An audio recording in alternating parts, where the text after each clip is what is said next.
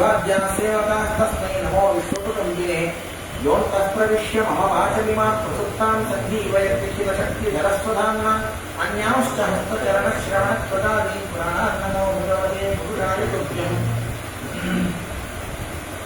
धर्मविज्ञानवैराग्यपरमेश्वर्यकारिणः आनन्दतीर्थभगवत्पादानन्दे निरन्तरम् भवदीनभावादेन मोहोऽपि वाक्ये यदवदिरविचिन्तो जायते प्राज्ञमूलिः सकलवचनचेतो देवता भारती सा मम वचनिधत्तां सन्निधिं मानते च नमोऽस्तु तात्विका देवाः विष्णुभक्तिपरायणाः धर्ममार्गे प्रेरयन्तु भवन्तः सर्वैः कार्यं मे सिद्धिमायातु फलन्मे प्रीधातरी विघ्नानिनाशमायान्तु सर्वाणि पुरनायक शुचिक्षीणाभ्यमामध्य धीमन्तरमहीकृता प्रार्थान्यायसुधायेन मन्दगीन्द्रमहं भजे प्रणमत्कामधेनुं च भजत्सुरतरूपं श्रीभावबोधचित्पादचिन्तामणि उपास्महे मोकोऽपि यत्प्रदानेन मुकुन्दसेनायते राजराजायते इन्दो राघवेन्द्रं तमाश्रये प्रत्यधीरग्राभ्योत्थः ज्ञानवैराग्यसागरः प्रत्यज्ञानाक्षरमणिः स्वान्तध्वान्तं निकृन्ततु सत्याभिज्ञकराभ्योत्थान् 50 वर्षपूजकान् सत्यप्रमोदतीर्थार्यान् नौमिन्यायमुदागतान् आपादमूलिपर्यन्तं गुरूणामागतं स्मरेत् तेन विघ्नाः प्रणश्यन्ति मनोरथाः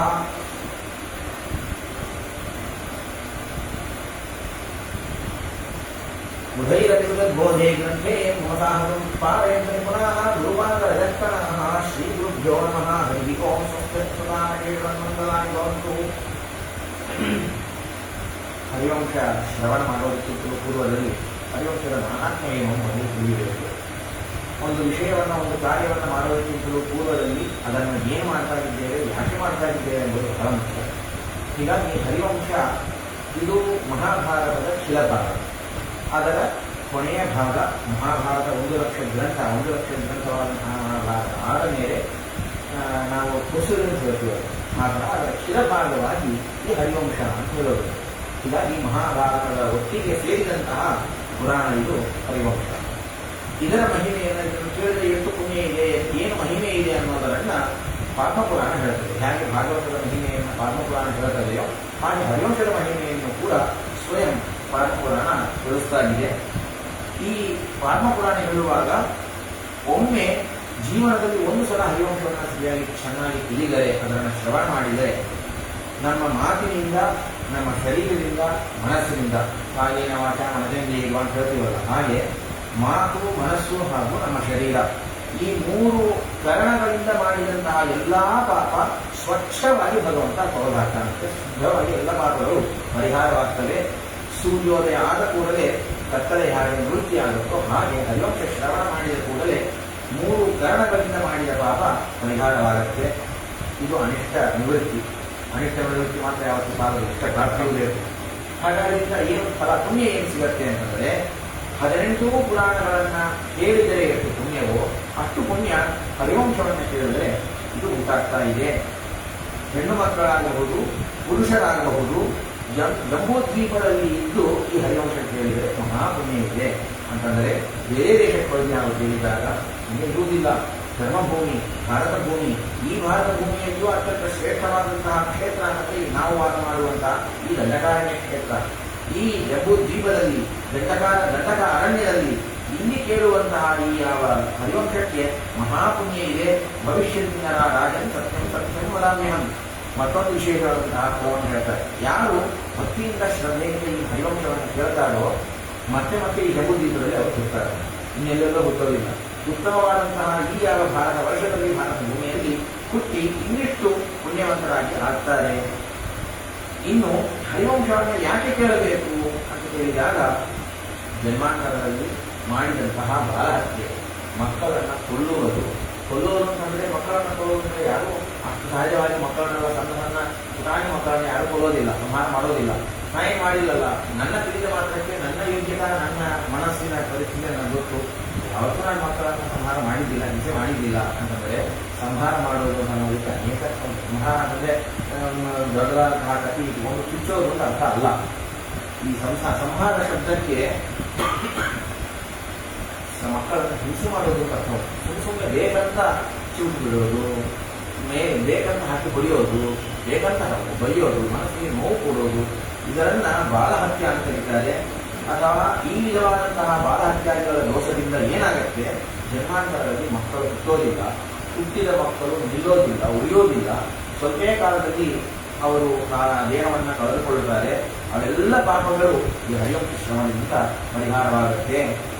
ಹೆಣ್ಣು ಮಕ್ಕಳಿಗೆ ತಕ್ಷಾಪಿ ವಿಶಿಷ್ಟವಾಗಿ 5 ವಿಧವಾದಂತಹ ಬಂಧ್ಯಾತ್ವ ನೃತ್ಯ ಆಗುತ್ತೆ. ಬಂಧ್ಯ ಅಂತಂದ್ರೆ ಬಂಜೆಯರು ಅಂತ ಹೇಳೋದು, ಮಕ್ಕಳು ಇಲ್ಲದೇ ಇದ್ದವರನ್ನ ಬಂಜೆಯರು ಅಂತ ಹೇಳೋದು. ಅದೇನದು ಮಕ್ಕಳಿಲ್ಲ ಅಂದ್ರೆ ಬಂಜೆ, ಒಂದೇ ವಿಧ ತಾನೆ. 5 ವಿಧ ಏನಾಯ್ತು ಅಂತಂದ್ರೆ ಅದಕ್ಕೆ ಪುರಾಣ ಹೇಳುತ್ತೆ, ಫಲಾನ ಕರ್ತನ ಕರಿ. ಆ ಬಂಜೆಯತ್ವ ಎಲ್ಲಿಂದ ಬರುತ್ತೆ?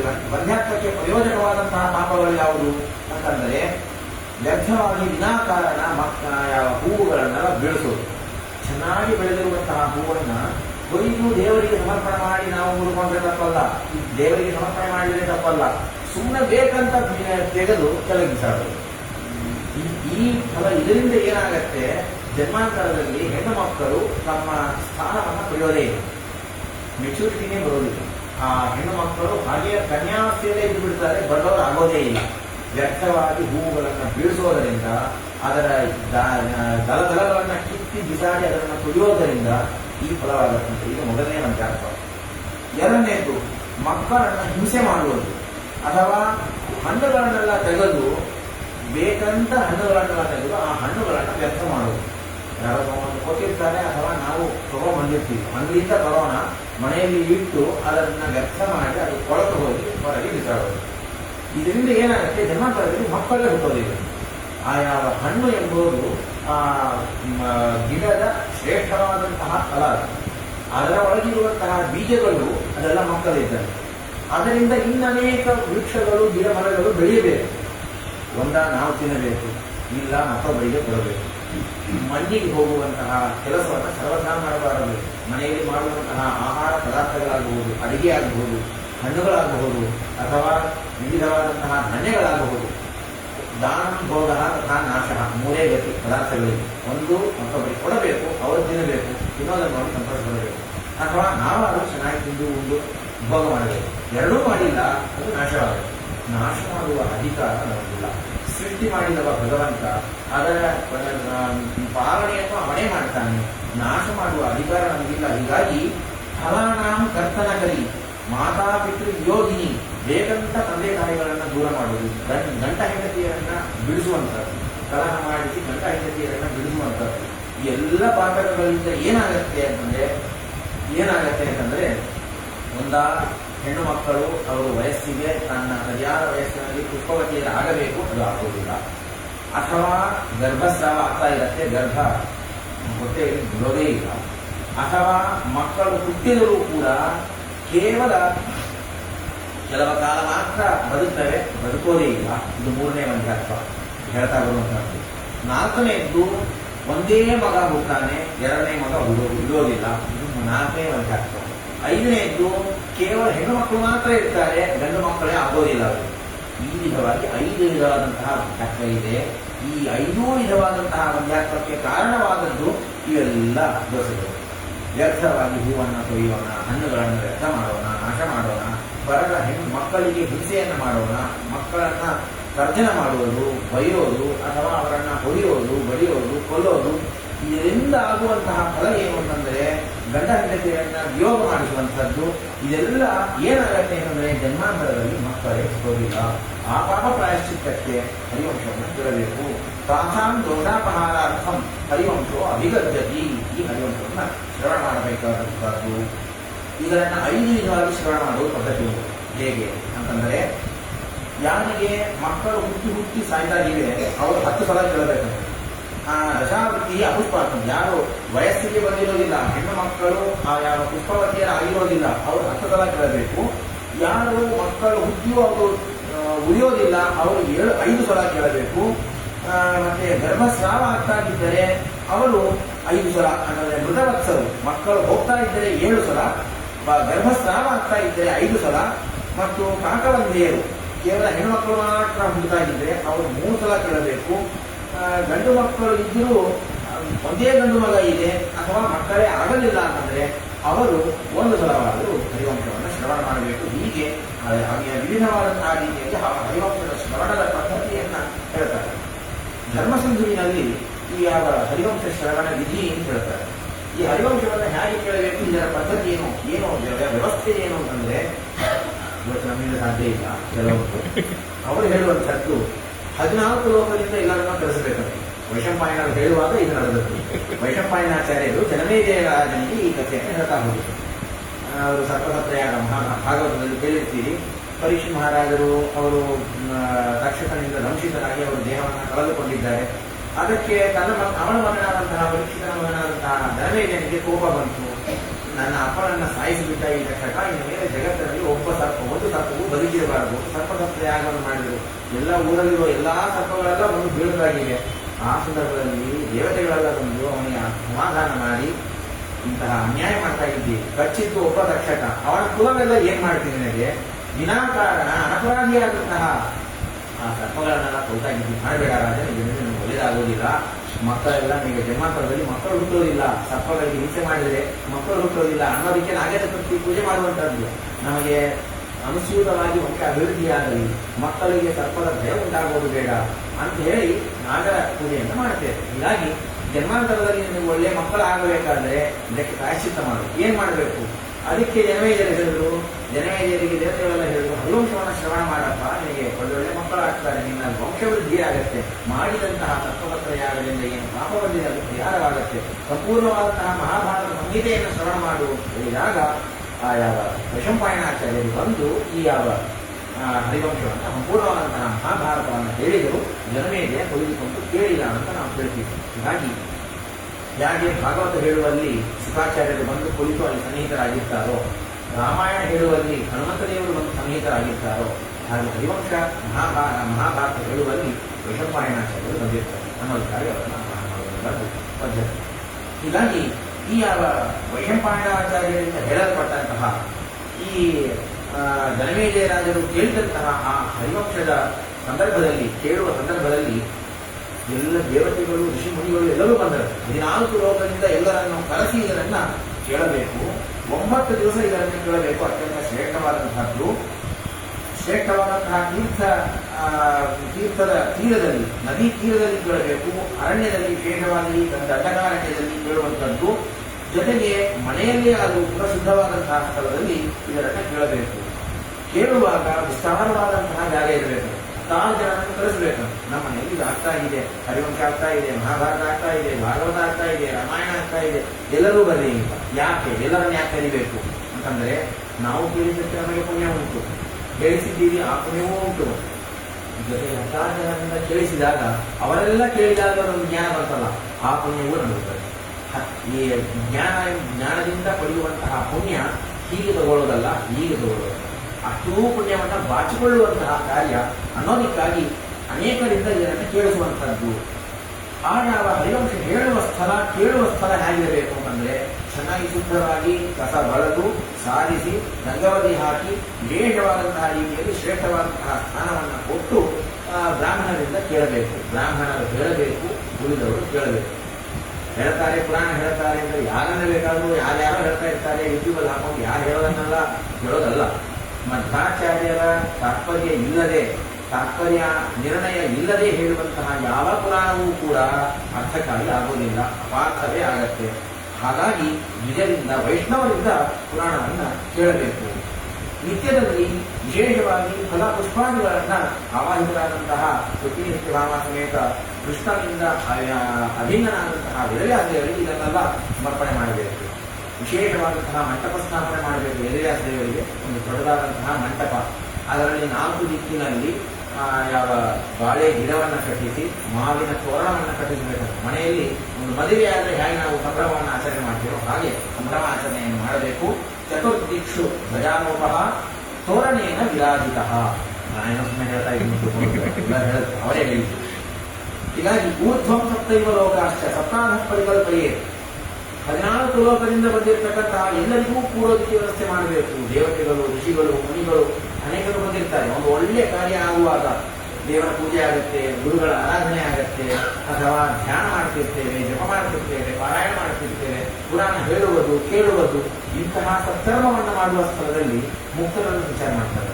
ಋಷಿಗಳೆಲ್ಲ ಬಂದು ಕೂತಿರ್ತಾರೆ, ಏನ್ ಮಾಡ್ತಾರೆ ನೋಡೋಣ, ನಾವು ಮಾಡಿದೀವಿ, ಇವರು ಮಾಡ್ತಿದ್ದಾರೆ, ನಾನು ಹೇಳಿದೆ ನೀನು ಹೇಳ್ತಿದ್ದಿ, ನಾ ಏನ್ ಹೇಳಿದೆ ನೀ ಏನ್ ಹೇಳ್ತಿ ಕೇಳೋಣ ಅಂತ ನಮ್ಮ ಈ ಸಣ್ಣ ಪುಟ್ಟದಾದಂತಹ ತೊಡಲು ಮಾತನ್ನು ಕೇಳೋದಕ್ಕೂ ಕೂಡ ದೇವತೆಗಳು ಋಷಿಗಳೆಲ್ಲ ಬಂದು ಸಂಕೇತರಾಗಿರ್ತಾರೆ. ಹೀಗಾಗಿ ಎಲ್ಲರಿಗೂ ಸ್ಥಾನಕಲ್ಪ ಪರಿಕಲ್ಪನೆಯನ್ನು ಮಾಡಬೇಕು, ಎಲ್ಲರಿಗೂ ಆಸನವನ್ನ ಕೊಟ್ಟು ಇವರು ಕೂಡಬೇಕು. ಕರ್ತವಾದವನು ಯಾರು ಹೇಳ್ತಾನೆ, ಯಾರು ಕೇಳ್ತಾನಲ್ಲ ಅವನು ಪೂರ್ವಕ್ಕೆ ಮಾಡ್ತಾ ಕೊಡಬೇಕು.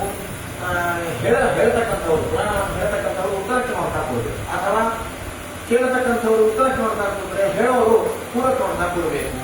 ಆ ಯಾವ ನಿಯಮವನ್ನೇ ಬರ್ತಾರೆ. ಜೊತೆಗೆ ದೃಷ್ಟಾಂತ ಕುಶಲ ಹೇಳ್ತಕ್ಕಂಥವ್ರು ಹೇಗೆ ಹೇಳಬೇಕು, ಅವ್ರು ಏನೇನು ತಿಳಿದಿರ್ಬೇಕು ಅಂತಂದ್ರೆ ಹೇಳ್ತಾರೆ.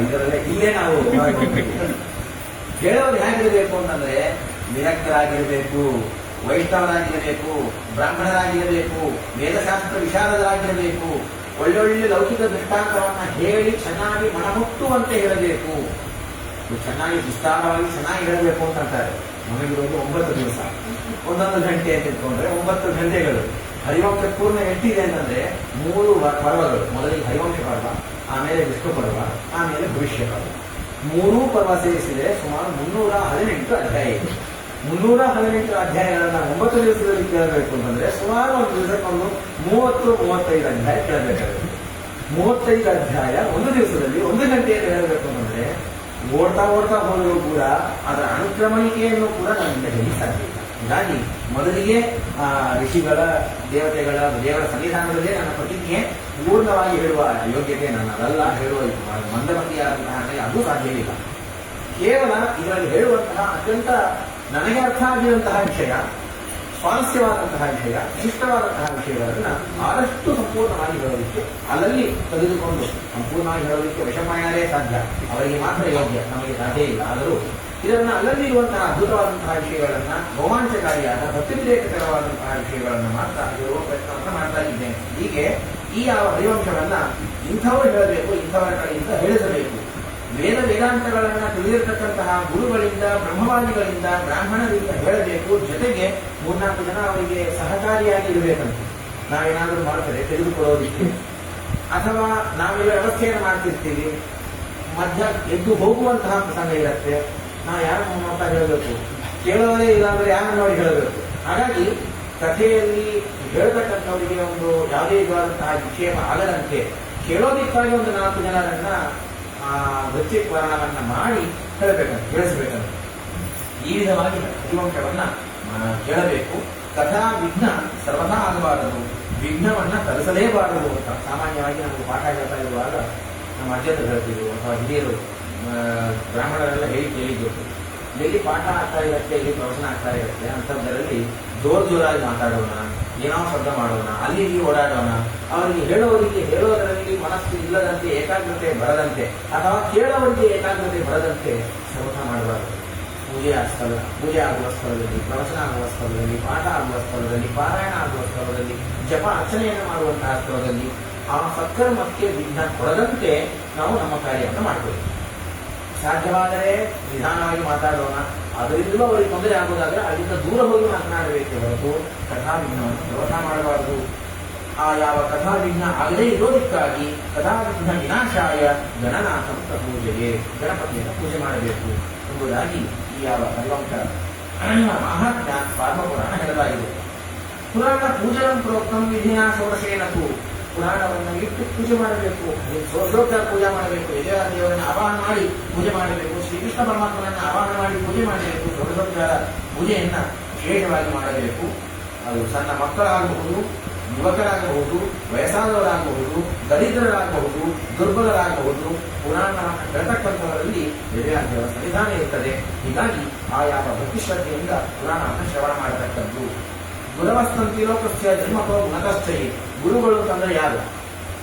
ನಮಗೆ ದೇಹವನ್ನು ಕೊಟ್ಟಿರ್ತಕ್ಕಂತಹ ತಂದೆ, ಅವನು ಮೊದಲನೇ ಗುರು.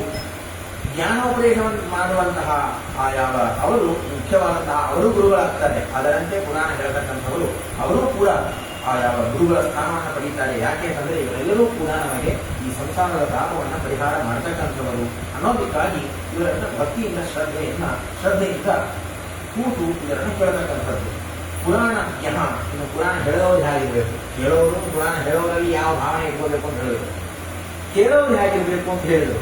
ಹೇಳೋರು ಹೇಗಿರಬೇಕು ಅಂತಂದ್ರೆ ಶುಚಿ, ಶುದ್ಧವಾಗಿರಬೇಕು, ವಿಶೇಷವಾಗಿ ವೃತ್ತಿಗಾಗಿ ಶೌಚಗಳನ್ನು ಶುದ್ಧವಾಗಿ ಮಾಡಿಕೊಂಡು ಬಂದವರಾಗಿರಬೇಕು, ಇಂದ್ರಿಯ ನಿಗ್ರಹವನ್ನು ಮಾಡಿರಬೇಕು, ಸದಾ ಸರ್ವಕಾಲ ಭಗವಂತನ ಸ್ಮರಣೆಯನ್ನು ಮಾಡಬೇಕು, ಜಿತ ಮತ್ಸರ ಮಾತ್ಸರ್ಯ ಇರಬಾರದವರಿಗೆ, ಸಾಧು ಸಜ್ಜನರಾಗಿರಬೇಕು, ಕಾರುಣ್ಯ ಕುಂಠಿತವರಾಗಿರಬೇಕು, ಉತ್ತಮ ವಾಗ್ಮಿಗಳಾಗಿರಬೇಕು. ಇಂಥವರು ಹೇಳಿದಂತಹ ಪುಣ್ಯ ಕಥ ಅದರಿಂದ ಎಲ್ಲರಿಗೂ ಗೊತ್ತಿರಬೇಕಾಗುತ್ತೆ. ಕೇಳೋದು ಯಾಕಿತ್ತೆ? ದೇವರಲ್ಲಿ ಭಕ್ತಿ ಬರೋದಿಕ್ಕೆ. ನಾವೇ ಭಕ್ತಿಯನ್ನ ಅನುಭವಿಸಲಿಲ್ಲ ಅಂತಂದ್ರೆ ಕೇಳೋದಕ್ಕೆ ಭಕ್ತಿ ಉಂಟಾಗೋದಿಲ್ಲ. ಹೀಗಾಗಿ ರಸಜ್ಞರಾದಂಥವರು ಆಗಿ ಈ ಅವರ ಪುರಾಣವನ್ನು ಹೇಳ್ತಕ್ಕಂಥವರಾಗಿ ಆಗಬೇಕು. ವೇದವ್ಯಾಸ ದೇವರ ಆಸನದಲ್ಲಿ ಕುಳಿತುಕೊಂಡು ಹೇಳಿ ಶುರು ಮಾಡಿದರೆ ಏನೇ ಆಗಲಿ ಮುಗಿಯೋ ತನಕ ಹೇಳಬಾರದು. ಅದರಂತೆ ನಾವು ಕೂಡಬೇಕು, ಎಲ್ಲ ಶುದ್ಧವನ್ನ ಮಾಡ್ಕೊಂಡು ಬಂದು ಕೂಡಬೇಕು. ಮಧ್ಯದಲ್ಲಿ ಯಾರೋ ಫೋನ್ ಬಂತು ಅಂತ ತೆಗಿಯೋಣ, ಮಾತಾಡೋಣ, ಅಥವಾ ಇನ್ಯಾರೋ ಬಂದು ಅಂತ ಹೇಳಿ ಹೇಳೋಣ. ಆ ಕಾಲದಲ್ಲಿ ಮಕ್ಕಳನ್ನು ಆಡಿಸೋದು, ನಾನಾಗ್ಬೋದು, ನೀವೇ ಆಗ್ಬೋದು, ಯಾರೇ ಆಗ್ಬೋದು, ಹೇಳೋರು ಕೇಳೋರು, ಮಕ್ಕಳನ್ನು ಆಡಿಸೋದು, ಆ ಕಾಲದಲ್ಲಿ ಮಾತನಾಡುವುದು, ಇದೆಲ್ಲ ಸರ್ವಕಾಲ ಹರಿವಂಶ ಶ್ರವಣದಲ್ಲಿ ಮಾಡಬಾರ್ದು. ಕೊನೆ ಪಕ್ಷ ದಂಪತಿಗಳಾದರೂ ಅದನ್ನು ಮಾಡಬಾರ್ದು ಅನ್ನೋದರನ್ನ ಈ ವಿಧಿಯನ್ನ ಹೇಳ್ತಾ ಹೋಗ್ತಾರೆ. ಯಾರು ಧೂರ್ತರಿರ್ತಾರೆ, ದುರ್ವೃತ್ತರಾಗ್ತಾರೆ, ಅವರ ಜೊತೆ ನೀವು ಒಬ್ಬರ ದಿವಸ ಮಾತನಾಡಬಾರದು. ವೃತ್ತ ಅಂತ ಯಾರಿಗೆ ಆ ಚಾರಿತ್ರ್ಯ ಸರಿ ಇರೋದಿಲ್ಲ, ಮತ್ತೆ ವೈಷ್ಣವರ ದ್ರೋಹವನ್ನು ಯಾರು ಮಾಡ್ತಾರೆ, ವೈಷ್ಣವರ ದ್ರೋಹ ಮಾಡ್ತಕ್ಕಂಥವರು ಅಥವಾ ಅವರ ದ್ವೇಷ ಮಾಡ್ತಕ್ಕಂಥವ್ರು, ಅವರ ಜೊತೆಗೆ ಈ 9 ದಿವಸ ಕೇಳಬಾರ್ದು. ಇದೊಂದು ದೀಕ್ಷೆ ಅಂತ ಹೇಳೋದು. ಧರ್ಮಸುದ್ದಿನ ಪ್ರಕಾರ ಕಂಕಣವನ್ನು ಕಟ್ಕೋಬೇಕಂತ ಹೇಳೋರು ಕೇಳೋರು, ದಂಪತಿಗಳು ಮತ್ತೆ ಹೇಳೋರು, ಇದು ಸಂಪ್ರದಾಯದಲ್ಲಿ ಬಂದಿಲ್ಲ. ಕಂಕಣವನ್ನು ಕಟ್ಕೋಬೇಕು. ವಿಶೇಷವಾಗಿ ಅದಕ್ಕೆ ಸಂಸ್ಕಾರಗಳನ್ನೆಲ್ಲ ಮಾಡಿಕೊಂಡು ಹರಿವಂಶ ಶ್ರವಣವನ್ನು ಮಾಡ್ತಾಗಿದ್ದೇನೆ, ಹೇಳ್ತಾಗಿದ್ದೇನೆ ಅಂತ ಹೇಳಿ ಯಾವ ಕಂಕಣ ಧಾರಣವನ್ನು ಮಾಡಿಕೊಂಡು ಇದೊಂದು ದೀಕ್ಷೆ ಎಂಬುದನ್ನು ಇಟ್ಟುಕೊಂಡು ಹೇಳಬೇಕು. 9 ದಿವಸ ಶುದ್ಧವಾದಂತಹ ನೈತಿಕ ಬ್ರಹ್ಮಚರ್ಯದಲ್ಲಿ ಇರಬೇಕು. ಶೂದ್ರಾದಿಗಳ ಜೊತೆಗೆ ಮಾತನಾಡಬಾರದು, ದುರ್ಜನರ ಜೊತೆಗೆ ಮಾತನಾಡಬಾರದು, ಅಭೂತವಾದಂತಹ ದುಷ್ಟವಾದಂತಹ ದೇಶದಲ್ಲಿ ಇರಬಾರದು. ಹೀಗೆಲ್ಲ ಇರಬೇಕು. ಸದ್ಗ್ರಾಮೆ ಜನಾಕೀಯತೆ ಸುಕ್ಷೇತ್ರೆ ದೇವತಾಲಯ, ಶ್ರೇಷ್ಠವಾದಂತಹ ಗ್ರಾಮದಲ್ಲಿ ಎಲ್ಲ ಸಜ್ಜನರಿಂದ ಕೂಡಿ ಶ್ರೇಷ್ಠವಾದ ಕ್ಷೇತ್ರದಲ್ಲಿ ದೇವತೆಗಳ ಮಂದಿರದಲ್ಲಿ ಹೀಗೆ ನದಿ ತೀರದಲ್ಲಿ ಈ ಪುಣ್ಯಕಥೆಯನ್ನು ಕೇಳಬೇಕು. ಹೀಗೆ ಹೇಳೋರು ಶುದ್ಧರಾಗಿರಬೇಕು, ಕೇಳೋರು ಶುದ್ಧರಾಗಿರಬೇಕು, ಹೇಳುವ ಸ್ಥಳವೂ ಶುದ್ಧವಾಗಿರಬೇಕು, ಕೇಳುವ ಕಾಲವೂ ಶುದ್ಧವಾಗಿರಬೇಕು. ಇದೆಲ್ಲ ಇದ್ದರೆ ನಮಗೆ ಸ್ಥಳ ಶುದ್ಧವಾಗಿ ಸಂಪೂರ್ಣವಾಗಿ ಸಿಗತ್ತೆ ಎಂಬುದಾಗಿ ಇಷ್ಟೆಲ್ಲ ಯಾವ ಪದ್ಮಪುರಾಣ ನಮಗೆ ಹೇಳಿಕೊಡಲಾಗಿದೆ. ಇದರ ಜೊತೆಗೆ ಮುಖ್ಯವಾಗಿ ಹೇಳುವಂತಹದ್ದು ಶ್ರದ್ಧೆಯಿಂದ ಇರಬೇಕು. ನಿತ್ಯದಲ್ಲಿ ಪ್ರದಕ್ಷಿಣ ನಮಸ್ಕಾರ ಮಾಡಬೇಕು ದೇವರಿಗೆ. ಈ 9 ದಿವಸಗಳ ಕಾಲ ಸಾಧ್ಯವಾದಷ್ಟು ನಾನು ಹೇಳಿದ್ದೇನೆ ಅಂತ ಹೇಳಿ 24 ಪ್ರದಕ್ಷಿಣೆ, 55, 45 ಪ್ರದಕ್ಷಿಣೆ ಮಾಡಿ ಆಚಾರ್ಯ ಹೇಳಿದ್ರು 40 ಪ್ರದಕ್ಷಿಣೆ ಮಾಡಿದ್ರೆ ಮೊಳಕಾಲದ ನೋವು ಬಂತು ನನ್ನ ಹೇಳಿದ್ದಾರೆ. ಹೀಗಾಗಿ ನಿತ್ಯದಲ್ಲಿ ಪ್ರದಕ್ಷಿಣ ನಮಸ್ಕಾರ ಮಾಡಬೇಕಂತ. ಪ್ರದಕ್ಷಿಣ ನಮಸ್ಕಾರ ಪೂಜಾಂತೆ ಸ್ಥಿತಿಮಾಚರೆ, ಪೂಜಾ ಆದ ಕೂಡಲೇ ದೇವರಿಗೆ ಷೋಡಶೋಪಚಾರ ಪೂಜಾ ಆದ ಕೂಡಲೇ ಪ್ರದಕ್ಷಿಣ ನಮಸ್ಕಾರ ಮಾಡಬೇಕು, ಸ್ತೋತ್ರ ಮಾಡಬೇಕು ದೇವರಿಗೆ. ಸಂಸಾರ ಸಾಗರದಲ್ಲಿ ಮಗ್ನನಾದಂತಹ ದೀನನಾದಂತಹ ನನ್ನನ್ನ ಹೇ ಕರುಣಾನಿಗೆ ನನ್ನನ್ನು ರಕ್ಷಣೆ ಮಾಡು, ಆ ಉದ್ಧರ ಭವಾನವಾದ ಎಂಬುದಾಗಿ ದೇವರಲ್ಲಿ ಬೇಡಿಕೊಂಡು ನಿತ್ಯದಲ್ಲಿ ಸ್ತೋತ್ರವನ್ನು ಮಾಡಬೇಕು. ಯಾವ ಸಾಧ್ಯವಾದಷ್ಟು ಉಪವಾಸವಾಗಿ ಶ್ರವಣ ಮಾಡಬೇಕು. ಎಲ್ಲವನ್ನೂ ನಮ್ಮಿಂದ ಮಾಡಲಿಕ್ಕೆ ಸಾಧ್ಯವಿಲ್ಲ. ಹೇಳ್ತಾ ಇದ್ದದನ್ನ ಇಲ್ಲಿ ಹೇಳಿದ್ದನ್ನ ಹೇಳೋದಕ್ಕೆ ನನ್ನ ಕೆಲಸ. ಹೀಗಾಗಿ ನಿತ್ಯದಲ್ಲಿ ಬೆಳಿಗ್ಗೆಯಿಂದ ರಾತ್ರಿ ತನಕ ಹರಿವಂಶ ಶ್ರವಣ ಮಾಡಬೇಕು. ಬೆಳಗ್ಗೆ ಸಕಾಲದಲ್ಲಿ ನಮ್ಮ ಸಂಧ್ಯಾವಂದನಾದಿ ಸತ್ಕರ್ಮಗಳನ್ನೆಲ್ಲ ಆಹಿತವನ್ನೆಲ್ಲ ಮುಗಿಸಿ ಶುರು ಮಾಡಬೇಕು. ಯಾವಾಗ ನಿಲ್ಲಿಸಬೇಕು ಅಂತಂದ್ರೆ ಮಧ್ಯಾಹ್ನ 2 ಘಳಿಗೆ ಅಂತಂದ್ರೆ 45 ನಿಮಿಷ, ಒಂದು ಮುಹೂರ್ತ ಅಷ್ಟು ಮಾತ್ರ ನಿಲ್ಲಿಸಬೇಕಂದ್ರೆ. ಅಷ್ಟರಲ್ಲಿ ಮಾಧ್ಯಾಹ್ನಿಕ ಊಟ ಮುಗಿಸ್ಕೊಂಡು ಮತ್ತೆ ಕೂಡಬೇಕು. ರಾತ್ರಿಯ ತನಕ ಕೇಳಬೇಕು. ಸಾಧ್ಯವಾದರೆ ರಾತ್ರಿ ಎಲ್ಲ ಎಚ್ಚರವಿದ್ದು ಇದನ್ನು ಹೇಳಬೇಕು. ಇದು ಹರಿವಂಶದ ಶ್ರವಣದ ವಿಧಿ ಎಂಬುದಾಗಿ ಹೇಳ್ತಾ ಹೋಗ್ತಾರೆ. ದಂಪತಿಗಳು ಶುದ್ಧ ಮನಸ್ಕರಾಗಿರಬೇಕು, ಶ್ರದ್ಧಾ ಭಕ್ತಿ ಸಮನ್ವಿತರಾಗಿರಬೇಕು. ಶ್ರದ್ಧೆಯಿಂದ ಈ 9 ದಿವಸ ಇದರನ್ನು ಬಿಟ್ಟು ಬೇರೆ ಪ್ರಪಂಚಕ್ಕೆ ಹೋಗಬಾರದು. ದೇವರ ಸ್ಮರಣೆ ಸತತವಾದಂತಹ ಈ ಹರಿವಂಶದ ಶ್ರವಣೆ ಇದರಲ್ಲೇ ಇರಬೇಕು. ಶ್ರದ್ಧೆಯು ಸರ್ವಧರ್ಮಾನ ಮಾತೇವ ಹಿತಕಾರಿಣಿ. ತಾಯಿ ಯಾವತ್ತೂ ನಮಗೆ ಹಿತವನ್ನೇ ಬಯಸ್ತಾಳೆ. ತಾಯಿಯೇ ತಂದ ಮೇಲೆ ಅವರು ಅಹಿತವನ್ನ ಬಯಸ್ತಕ್ಕಂಥವ್ರು ಅವರು ತಾಯಿಯೇ ಆಗೋದಿಲ್ಲ. ತಾಯಿಯನ್ನು ಎಂದೆಂದಿಗೂ ತಮ್ಮ ಮಕ್ಕಳಿಗೆ ಹಿತವನ್ನ ಮಾತ್ರ ಬಯಸ್ತಾಳೆ, ಅಹಿತವನ್ನ ಬಯಸೋದಿಲ್ಲ. ಹೇಗೋ ಹಾಗೆ ಶ್ರದ್ಧೆ ಎಂಬತಕ್ಕಂಥದ್ದು ನಮಗೆ ತಾಯಿ ಅಂತ. ನಾವು ಪೂಜೆ ಮಾಡುವಾಗ, ಜಪಾರ್ಚನೆ ಮಾಡುವಾಗ, ಹೋಮ ಮಾಡುವಾಗ, ಪಾರಾಯಣ ಮಾಡುವಾಗ, ಪುರಾಣವನ್ನು ಕೇಳುವಾಗ, ಹೇಳುವಾಗ ಎಲ್ಲ ಕಾಲದಲ್ಲೂ ಶ್ರದ್ಧೆ ಇರಬೇಕು. ತಾಯಿಯಂತೆ ನಮಗೆ ಯಾವ ಹಿತವನ್ನು ಮಾಡ್ತಕ್ಕಂಥದ್ದು. ಹೀಗಾಗಿ ಇದರನ್ನು ವಿಶೇಷವಾಗಿ ಮಾಡಬೇಕು ಅನ್ನೋದಕ್ಕಾಗಿ ಒಂದು ಅದ್ಭುತವಾದಂತಹ ಒಂದು ವಿಷಯವನ್ನು ಹೇಳ್ತಾ ಇದೆ ಪದ್ಮಪುರಾಣ. ಮಂತ್ರೇ ತೀರ್ಥೆ ದ್ವಿಜೇ ದೇವೆ ದೈವಜ್ಞೆ ಭೇಷಜೇ ಗುರವು ಯಾದೃಶೀ ಭಾವನಾಯಸ್ಯ ಸಿದ್ಧಿರ್ಭವತಿ ತಾದೃಶಿ. ಮಂತ್ರವನ್ನು ಜಪ ಮಾಡ್ತಿರ್ತೀವಿ, ಏನೋ ಒಂದು ಸಮಸ್ಯೆ ಇದೆ, ಪರಿಹಾರ ಆಗಬೇಕು, ಯಾರೊಬ್ಬರಲ್ಲಿ ಕೇಳಿರ್ತೀವಿ, ಈ ಜಪ ಮಾಡಿದ್ರೆ ನಿಮಗೆ ಎಲ್ಲ ಪರಿಹಾರವಾಗುತ್ತೆ. ಒಳ್ಳೆ ಶ್ರೀಕರ ನಾರಾಯಣ ಮಂತ್ರವನ್ನು ಜಪ ಮಾಡಿ ಬೇಕಾದ ಸಂಪತ್ತು ಬರುತ್ತೆ. ಶ್ರೀಕೃಷ್ಣ ಮಂತ್ರವನ್ನು ಸಂತಾನ ಗೋಪಾಲ ಕೃಷ್ಣ ಜಪವನ್ನು ಮಾಡಿದರೆ ಒಳ್ಳೆ ಮಕ್ಕಳು ಹುಡ್ತಾರೆ, ಕೃಷ್ಣನಂತೆ ಮಕ್ಕಳು ಹುಡ್ತಾರೆ, ಇದೆಲ್ಲ ಹೇಳ್ತಿರ್ತಾರೆ. ನಾವು ಜಪ ಮಾಡ್ತಿರ್ತೀವಿ, ಜಪಮಾಲ ತಿಂತಾ ಇರುತ್ತೆ. ಇಷ್ಟೆಲ್ಲ ಜಪ ಮಾಡ್ತಾ ಇದ್ದೀವಿ, ನನಗೆ ಮಕ್ಕಳು ಹುಡ್ತಾರೋ ಇಲ್ಲವೋ, ಸಂಪತ್ತು ಆಗತ್ತೋ ಇಲ್ಲವೋ, ಧನ್ವಂತರಿ ಜಪ ಮಾಡ್ತಾ ಇರುವಾಗ ನನ್ನ ರೋಗಗಳೆಲ್ಲ ಪರಿಹಾರ ಆಗತ್ತೋ ಇಲ್ಲವೋ, ಸಂದೇಹದಿಂದ ಮಾಡಿದ್ರೆ ಹೇಗಾಗತ್ತೆ? ಮಂತ್ರ ಜಪ ಮಾಡುವಾಗ, ಗಂಗಾದಿ ನದ್ಯತಿ ಮಾಡಿ ನದಿಗಳಲ್ಲಿ ಹೋಗಿ ಸ್ನಾನ ಮಾಡುವಾಗ, ನದಿಯಲ್ಲಿ ಮುಳುಗಿದರೆ, ಗಂಗೆಯಲ್ಲಿ ಮುಳುಗಿದರೆ ನಮ್ಮ 7 ಜನ್ಮಗಳಲ್ಲಿ ಮಾಡಿದಂತಹ ಪಾಪಗಳೆಲ್ಲ ಪರಿಹಾರ ಆಗ್ತಿದೆ. ಸ್ನಾನ ಮಾಡ್ತಾಗಿ ಅಷ್ಟೆಲ್ಲ ಹೇಳಿದ್ದಾರೆ, ಆಗತ್ತಾ ನನಗೆ? ನಾನು ಸರಿಯಾಗಿ ಮಾಡಿದ್ದೀನಾ? ನನಗೆ ಪಾಪ ಪರಿಹಾರ ಆಗತ್ತಾ? ಸಂದೇಹದಿಂದ ತೋರುತ್ತಾರೆ, ಹಿಂಗಾಗತ್ತೆ. ಮನಸ್ಸು, ಆ ಶ್ರದ್ಧೆ ಅದು ಬಹಳ ಮುಖ್ಯವಾದದ್ದು. ಹೀಗಾಗಿ ಜಪ ಮಾಡುವಾಗ, ಸ್ನಾನ ಮಾಡುವಾಗ, ಬ್ರಾಹ್ಮಣರನ್ನ ಮನೆಗೆ ಕರೆಸಿ ಅವರಿಂದ ನಾವು ಯಾವುದೋ ಒಂದು ಸಂದರ್ಭದಲ್ಲಿ ಬ್ರಾಹ್ಮಣರನ್ನ ಕರೆಸಿರ್ತೀವಿ. ಅಂತಹ ಬ್ರಾಹ್ಮಣರಲ್ಲಿ ದೇವತೆಗಳನ್ನು ಪೂಜೆ ಮಾಡ್ತಿರ್ತೀವಿ, ಆ ದೇವತೆಗಳಲ್ಲಿ ಅಥವಾ ದೈವಜ್ಞರಾದಂತಹ ಜ್ಯೋತಿಷ್ಕರಲ್ಲಿ ಜಾತಕ ತಗೊಂಡು ಹೋಗಿರ್ತೀವಿ. ಅವರು ಇಷ್ಟಿಷ್ಟು ಪರಿಹಾರ ಮಾಡಿ ಅಂತ ಹೇಳ್ತಿರ್ತಾರೆ. ಸಂದೇಹದಿಂದ ಅವರ ಹತ್ರ ಹೋದ್ರೆ ಮತ್ತೆ ಹೆಂಗೆ ಅದು ಕೆಲಸ ಆಗತ್ತೆ? ಅಥವಾ ವೈದ್ಯರಲ್ಲಿ ಹೋಗಿರ್ತೀವಿ, ನಮಗೆ ಈ ರೋಗ ಆಗಿದೆ, ಈ ಕಾಯಿಲೆ ಆಗಿದೆ ಅಂತ ಮಾತ್ರೆ ಕೊಟ್ಟಿರ್ತಾರೆ. ಮಾತ್ರೆ ಕೈಯಲ್ಲಿ ಇಟ್ಕೊಂಡು ಈ ಮಾತ್ರೆ ತಗೊಂಡ್ರೆ ನನಗೆ ಜನ ವಾಸಿ ಆಗತ್ತೋ ಇಲ್ಲವೋ, ಸಂದೇಹದಿಂದ ಪ್ರವೃತ್ತಿ ಆದರೆ ಸರ್ವಥಾ ಯಾವ ಕಾರ್ಯವೂ ಆಗೋದಿಲ್ಲ. ದೇವತೆಗಳಲ್ಲಿ, ಗುರುಗಳಲ್ಲಿ, ದೈವಜ್ಞರಾದಂತಹ ನಮ್ಮ ಜ್ಯೋತಿಷ್ಕರಲ್ಲಿ, ಜ್ಯೋತಿಷಜ್ಞರಲ್ಲಿ ಮತ್ತು ವೈದ್ಯರಲ್ಲಿ, ಬ್ರಾಹ್ಮಣರಲ್ಲಿ, ದೇವತೆಗಳಲ್ಲಿ ಮಂತ್ರವನ್ನು ಜಪ ಮಾಡುವ ಸಂದರ್ಭದಲ್ಲಿ ಆ ಮಂತ್ರಗಳಲ್ಲಿ ಭಗವಂತನಲ್ಲಿ ವಿಶ್ವಾಸ ಫಲದಾಯಕ. ನಾವು ಎಷ್ಟು ವಿಶ್ವಾಸದಿಂದ ಮಾಡ್ತೇವೆ ಅಷ್ಟು ನಮಗೆ ಫಲವಾಗುತ್ತೆ. ವಿಶ್ವಾಸ ಎಷ್ಟೆಷ್ಟು ಅದು ಕಡಿಮೆ ಆಗ್ತಾ ಹೋಗುತ್ತೆ, ನಮ್ಮ ಫಲವು ಕಡಿಮೆ ಆಗ್ತಾ ಹೋಗುತ್ತೆ. ಹೀಗಾಗಿ ವಿಶ್ವಾಸದಿಂದ, ಹರಿವಂಶದಲ್ಲಿ ವಿಶ್ವಾಸದಿಂದ ಹೇಳಿದ್ರೆ ಏನಪ್ಪ, ನನಗೆ ಹೇಳಿದ್ದಲ್ಲ, ಹರಿವಂಶದಲ್ಲಿ ಹೇಳುವಂಥದ್ದು. ಯಾವ ಹರಿವಂಶವನ್ನು ಶುರು ಮಾಡೋದಿದ್ದೇವೆ, ಆ ಹರಿವಂಶದಲ್ಲಿ ಪೂರ್ಣವಾದಂತಹ ಭಕ್ತಿ, ಅದರಲ್ಲಿ ಇರುವಂತಹ ಪ್ರಾಮಾಣ್ಯ ಬುದ್ಧಿ, ಶ್ರದ್ಧಾ, ವಿಶ್ವಾಸ, ಇದರೊಟ್ಟಿಗೆ ಈ ಹರಿವಂಶವನ್ನು ಶ್ರವಣ ಮಾಡಬೇಕು. ವೃಥಾ ಸಂದೇಹದಿಂದ ಪ್ರವೃತ್ತರಾದರೆ ನಮಗೆ ಫಲ ಆಗುವುದಿಲ್ಲ. ಹೀಗಾಗಿ ಈ ಕೃಷ್ಣ ಪೂಜನ ಪೂರ್ವಕವಾಗಿ ಪುರಾಣ ಶ್ರವಣವನ್ನು ಮಾಡಬೇಕು. ಮನಸ್ಸು ಶುದ್ಧವಾಗಿರಬೇಕು. ದುಷ್ಟವಾದಂತಹ ಪದಾರ್ಥಗಳನ್ನು ಯಾವತ್ತೂ ತಿನ್ನಬಾರದು. ಈ ಹೇಳಬಾದಂತಹ ಕೆಲವು ತರಕಾರಿಗಳ ಹೆಸರನ್ನು ಹೇಳ್ತಾರೆ. ಕತ್ತರಿಕಾ, ಪುಂಡಿ ಇದೆಲ್ಲ ಹೇಳ್ತೀವಲ್ಲ, ಇದನ್ನ ತಿನ್ನಬಾರದು ಹರಿವಂಶ ಕೇಳುವ ಕಾಲದಲ್ಲಿ. ಅಂತಂದ್ರೆ 9 ದಿವಸ ಆದ ಮೇಲೆ ತಿನ್ನಬಹುದು ಅಂತ ಅಲ್ಲ, ಯಾವತ್ತೂ ತಿನ್ನಬಾರದು. ನಿಷಿದ್ಧವಾದ ಪದಾರ್ಥಗಳನ್ನು ಯಾವತ್ತೂ ತಿನ್ನಬಾರದು. ಅದನ್ನ ಕಥಾಕಾಲದಲ್ಲಿ ವೃತ್ತಾಕಂಚ, ಕಲಿಂಗಂಚ, ದಗ್ಧವನ್ನಂ, ಮಸೂರಿಕಾ, ಗುಡಹಿಡಿರ್ತಕ್ಕಂತಹ ಅನ್ನ, ಇಂತಹ ಪದಾರ್ಥಗಳನ್ನು ಹರಿವಂಶ ಶ್ರವಣ ಕಾಲದಲ್ಲಿ ಸರ್ವದಾ ತಿನ್ನಬಾರದು. ಮತ್ತು ಯಾತಯಾಮವಾದಂತಹ ಅಡಿಗೆ, ಒಂದು ಅಡಿಗೆ ಆದರೆ 3 ಗಂಟೆ 4 ಗಂಟೆ ಅಷ್ಟು ಮಾತ್ರ ಅದಕ್ಕೆ ಅದರ ವ್ಯಾಲಿಡಿಟಿ ಸರಿಯಾಗಿರಬೇಕಾದ್ರೆ ಅಷ್ಟರಲ್ಲಿ ಮಾತ್ರ ಅದರಲ್ಲಿ ರಸ ಇರುತ್ತೆ. ನಾವು ರುಚಿಯಾಗಿದೆ ಅಂತ ಬೆಳಿಗ್ಗೆ ಮಾಡಿದಂತಹ ಹುಳಿಪಲ್ಯವನ್ನ ರಾತ್ರಿ ಇಟ್ಕೊಂಡು ತಿಂತೀವಿ. ಹುಳಿಪಲ್ಯ ಆಗಿರ್ಬೋದು, ಕೂಟ ಆಗಿರ್ಬೋದು, ಫಲದ ಆಗಿರ್ಬೋದು, ಬೆಳಿಗ್ಗೆಗಿಂತ ರಾತ್ರಿನೇ ರುಚಿಯಾಗಿರುತ್ತೆ ಹೆಚ್ಚು ಅಂತ ಹೇಳಿ ರಾತ್ರಿ ತಿಂತೀವಿ.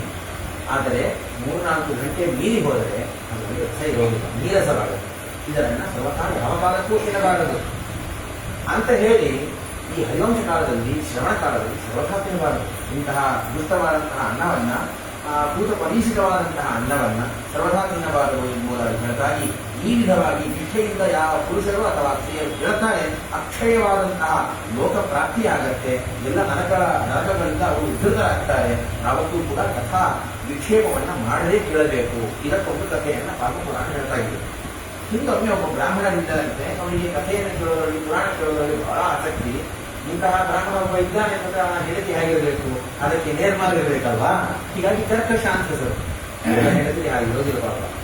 ಆ ಕರ್ಕಶ ಎಂಬುವಂತಹ ಅವನ ಹೆಂಡತಿ ಯಾವಾಗಲೂ ಕಲಹಪ್ರಿಯರು. ಮನೆ ತುಂಬಾ ಸಾಮಾನ್ಯ ಇದೆ, ಎಲ್ಲ ಇದೆ, ಹಣ ಕೊಡು ಅಂತ ದೂರಿ ಬೈದು ಆ ಗಂಡನಿಂದ ಹಣವನ್ನು ಬೇಡ್ತಾಗಿದ್ದಾಳೆ. ನಾನೇ ಅಂಗಡಿಗೆ ಹೋಗ್ತಾಳೆ, ಮಾರುಕಟ್ಟೆಗೆ ಹೋಗ್ತಾಳೆ, ಒಳ್ಳೆಯ ಹಣ್ಣುಗಳನ್ನ, ತರಕಾರಿಯನ್ನ, ಧಾನ್ಯಗಳನ್ನ ಎಲ್ಲ ತಗೊಂಡ್ಬರ್ತಾ ಇದ್ದಾಳೆ. ಜೇನುತುಪ್ಪ ಏನು, ತುಪ್ಪ ಏನು, ಮೊಸರೇನು, ಸಕ್ಕರೆ ಏನು, ಎಲ್ಲ ತಗೊಂಡ್ಬರ್ತಾ ಇದ್ದಾಳಂತೆ. ನಿತ್ಯದಲ್ಲಿ ಇದನ್ನು ಮಾಡ್ತಾ ಇದ್ದಾಳೆ. ತಗೊಂಡ್ಬಂದು ಎಲ್ಲವನ್ನು ತಾನಷ್ಟೇ ಚೆನ್ನಾಗಿ ತಿಂತಿದ್ದರಂತೆ. ಗಂಡನಿಗೆ ಅಲ್ಪ ಸ್ವಲ್ಪ ಚೂರು ಪದ ಹಾಕ್ತಿದ್ದರಂತೆ. ಗಂಡನಿಗೆ ಇಟ್ಟೆ ಹಾಕ್ತಾ ಇದ್ದಾರಂದ್ರೆ ಬ್ರಾಹ್ಮಣ ಅನ್ನದಾನ ಎಲ್ಲ ಕೇಳಲಿಕ್ಕೆ ಸಾಧ್ಯ ಇಲ್ಲ. ಹೀಗೆ ಇರ್ತಿದ್ರಂತೆ.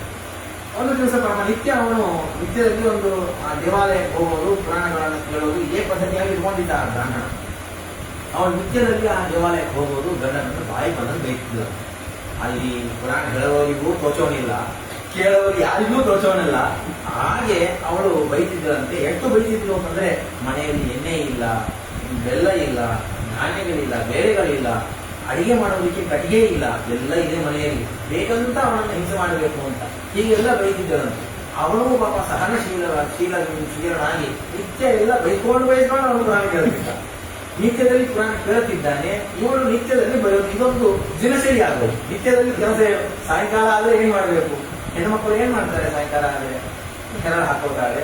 ಹೆರಳು ಹಾಕೊಂಡು ಯಾವ ಕಸವನ್ನ ಎಲ್ಲ ಗುಡಿದು, ಮನೆಯನ್ನ ಕಸ ಗುಡಿದು ಹೇಳೋದಂತೆ, ಬೆಳಿಗ್ಗೆ ಹೊರಗೆ ಹಾಕಬೇಕು ಕಸವನ್ನು, ಸಾಯಂಕಾಲ ಅದನ್ನ ಹಿಂಭಾಗಕ್ಕೆ ದೂರಬೇಕು. ಇದು ಕಸ ಬಳಿಯುವಂತಹ ಪದ್ಧತಿ. ಮತ್ತೆ ಯಾವ ದ್ವಾರಕ್ಕೆ ಗೃಹದ್ವಾರದಲ್ಲಿ ರಂಗವಲ್ಲಿ ಹಾಕೋದು, ಹೊರಗೆ ನೀರು ಹಾಕಿ ರಂಗವಲ್ಲಿ ಹಾಕೋದು, ಗಂಡ ಹೊರಗೆ ಬಂದಿದ್ರೆ ಬರುವ ತನಕ ಸಿದ್ಧವಾಗಿ ಚೆನ್ನಾಗಿ ಕುಂಕುಮವನ್ನು ಹಚ್ಚಿಕೊಂಡು ಅಲಂಕಾರ ಪೂರ್ವಕವಾಗಿ ಗಂಡನನ್ನ ಸ್ವಾಗತ ಮಾಡುವುದು. ಇದೆಲ್ಲ ಭಾರತೀಯ ಹೆಣ್ಣು ಮಕ್ಕಳು ಮಾಡುವಂತಹ ಕೆಲಸ. ಇವಳು ಸಾಯಂಕಾಲ, ನಿತ್ಯ ಸಾಯಂಕಾಲ ಗಂಡನ ಜೊತೆ ಕಲಹವನ್ನು ಮಾಡ್ತಿದ್ದೆವು. ಇದೆಲ್ಲ ಮಾಡಿದರ ಪ್ರಭಾವ ಇದು ಗಂಡನನ್ನ ಬೈತಿದ್ದು ಅದು ಬೇರೆ ರಥ. ಅದು ಒಂದು ಕಡೆಗೆ ಈ ಕಥಾ ವಿಕ್ಷೇಪ ಮಾಡಿದ್ದಕ್ಕೆ, ನಿತ್ಯದಲ್ಲಿ ಕಥೆಗೆ ವಿಕ್ಷೇಪ ಮಾಡಿದ್ದಕ್ಕೆ ಏನು ಫಲವಾಯಿತು ಅವಳಿಗೆ ಅಂತಂದ್ರೆ, ಜನ್ಮಾಂತರದಲ್ಲಿ ಅವಳು ರಾಕ್ಷಸವಾಗಿ ಹುಟ್ಟಿದ್ದಾರೆ. ವಿಪರೀತವಾದಂತಹ ದಾಹ ದಾಹ ದಾಹ, ನೀರು ನೀರು ನೀರು ಅಂತ ಬರಲ್ತಾ ಅಲ್ಲಲ್ಲಿ ಸುತ್ತಾಡ್ತಾ ಇದ್ದಾರೆ. ಎಲ್ಲಿ ಅವಳು ರಾಕ್ಷಸಿಯಾಗಿ ಹುಟ್ಟಿದರು ಅಂತಂದ್ರೆ, ಬ್ರಹ್ಮರಾಕ್ಷಸಿಯಾಗಿ ಹುಟ್ಟಿದ್ದಾರೆ. ಹುಟ್ಟಿದ ಕಡೆಗೆ ಒಂದು ಗಿಡ ಇಲ್ಲ, ಒಂದು ಮರ ಇಲ್ಲ, ಹಣ್ಣಿಲ್ಲ, ನೀರಿಲ್ಲ. ಎಲ್ಲಾದರೂ ಅದು ಇರುವಂತಹ ಸ್ಥಳಕ್ಕೆ ಓಡೋರು ಹೋದರೂ ಕೂಡ ಅವಳಿಂದ ಅದನ್ನು ಮುಟ್ಲಿಕ್ಕಾಗ್ತಾ ಇದೆ. ನದಿ ಹರಿತಾ ಇದೆ, ಕುಂಟೆಯಲ್ಲಿ ತುಂಬಾ ತಿಳಿಯಾದಂತಹ ನೀರಿದೆ, ಒಳ್ಳೊಳ್ಳೆ ಹಣ್ಣುಗಳು ದೊಡ್ಡದಾಗಿವೆ, ಬಾಳೆಹಣ್ಣು, ಮಾವಿನ ಹಣ್ಣೆಲ್ಲ ಗಿಡದಲ್ಲಿ ಹಾಗೆ ಪಕ್ವವಾದಂತಹ ಹಣ್ಣಿದೆ. ಇವಳಿಂದ ತಿನ್ಲಿಕ್ಕಾಗ್ತಾ ಇಲ್ಲ, ಕುಡಿಲಿಕ್ಕಾಗ್ತಾ ಇಲ್ಲ. ಕಥಾ ವಿಕ್ಷೇಪ ಮಾಡಿದ್ದಕ್ಕೆ ಅವಳಿಗೆ ಆದಂತಹ ಫಲ ಇದು ಎಂಬುದಾಗಿ ಪರಮಪುರಾಣ ಹೇಳಿದೆ. ಹೀಗಾಗಿ ಎಲ್ಲರಿಗೂ ಕೂಡ ಕಥೆಗೆ ವಿಘ್ನ ಬರುವಂತೆ ಮಾತನಾಡುವುದಾಗಲಿ, ಯಾವ ಕಾರಣವನ್ನು ಕೂಡ ಕಾರ್ಯವನ್ನು ಮಾಡುವುದಾಗಲಿ ಮಾಡಬಾರದು ಎಂಬುದನ್ನು ಪರಮಪುರಾಣ ಹೇಳ್ತಾ ಇದೆ. ಈ ವಿಧವಾಗಿ ಈ ಹರಿವಂಶದ ಮಹಿಮೆ ಇದೆ, ಇದರ ವಿಧಿ, ಶ್ರವಣ ವಿಧಿ ಇದೆ ಎಂಬುದನ್ನು ಇಷ್ಟೆಲ್ಲ ಹೇಳಿ ಇನ್ನು ಮೇಲೆ ಹರಿವಂಶ ಶುರುವಾಗಿದೆ. ಶ್ರೀ ಗುರುಭ್ಯೋ ನಾರಾಯಣ ನಮಸ್ಕೃತ್ಯ ನರಂಜೀವ ಭಕ್ತಂ ಹೀಲಿ ಸರಸ್ವತಿ ವಿರಾಮ ಹೀಲಿ ನಾರಾಯಣ ಆ ಯಾವ ಮೂಲಭೂತಿಯಾದಂತಹ ಭಗವಂತನನ್ನು ನಮಸ್ಕಾರ ಮಾಡಿ, ನರನನ್ನು ಕೂಡ ನಮಸ್ಕಾರ ಮಾಡಿ, ಶೇಷದೇವರ ಅವತಾರರಾದ ಭಗವಂತನ ಆವೇಶದಿಂದ ಕೂಡಿರತಕ್ಕಂತಹ ಆ ನರನನ್ನು, ನರನಾರಾಯಣನನ್ನು ನಮಸ್ಕಾರ ಮಾಡಿ, ನರೋತ್ತಮನಾದಂತಹ ನಾರಾಯಣನನ್ನು ನಮಸ್ಕಾರ ಮಾಡಿ, ಲಕ್ಷ್ಮೀ ದೇವಿಯನ್ನ, ಸರಸ್ವತಿ ದೇವಿಯನ್ನ ನಮಸ್ಕಾರ ಮಾಡಿ, ವಿಶೇಷವಾಗಿ ವೇದವ್ಯಾಸ ದೇವರನ್ನು ನಮಸ್ಕಾರ ಮಾಡಿ ಜಯವನ್ನ ಹೇಳಬೇಕು. ಜಯಘೋಷ ಮಾಡಬೇಕು ಅಂತ ಅಲ್ಲ, ಮಹಾಭಾರತಕ್ಕೆ ಜಯ ಅಂತ ಬರುತ್ತೆ. ಹೀಗಾಗಿ ಆ ಯಾವ ಮಹಾಭಾರತ ಹೇಳೋದಕ್ಕಿಂತ ಪೂರ್ವದಲ್ಲಿ ಇಷ್ಟ ಜನರನ್ನ ವಿಶೇಷವಾಗಿ ಸ್ಮರಣೆಯನ್ನು ಮಾಡಿ, ವಿಶೇಷವಾದಂತಹ ಭಕ್ತಿಯಿಂದ ಸ್ಮರಣೆಯನ್ನು ಮಾಡದಾಗಿ ಈ ಯಾವ ಹರಿವಂಶ ಮಹಾಭಾರತವನ್ನು ಹೇಳಬೇಕು ಎಂಬುದಾಗಿ ಹೇಳ್ತಾ ಹೋಗ್ತಾರೆ. ಯೋ ಘೋಷಣಂ ಕನಕ ಶೃಂಗಮಯಂ ದದಾತಿ ವಿಪ್ರಾಯ ವೇದ ವಿದುಷೇ ಬಹು ವಿಶ್ರುತಾಯ ಪುಣ್ಯಾಂಚ ಭಾರತಕಥಾಂ ಶೃಣ್ಯಾಚ ತದ್ವದೆ ಪುಣ್ಯಂ ಫಲಂ ಭವತಿ ತಸ್ಯ ತಸ್ಯೈವ. ಹರಿವಂಶವನ್ನು ಶ್ರವಣ ಮಾಡಿ ಎಂತಹ ಪುಣ್ಯ ಗೊತ್ತಾ?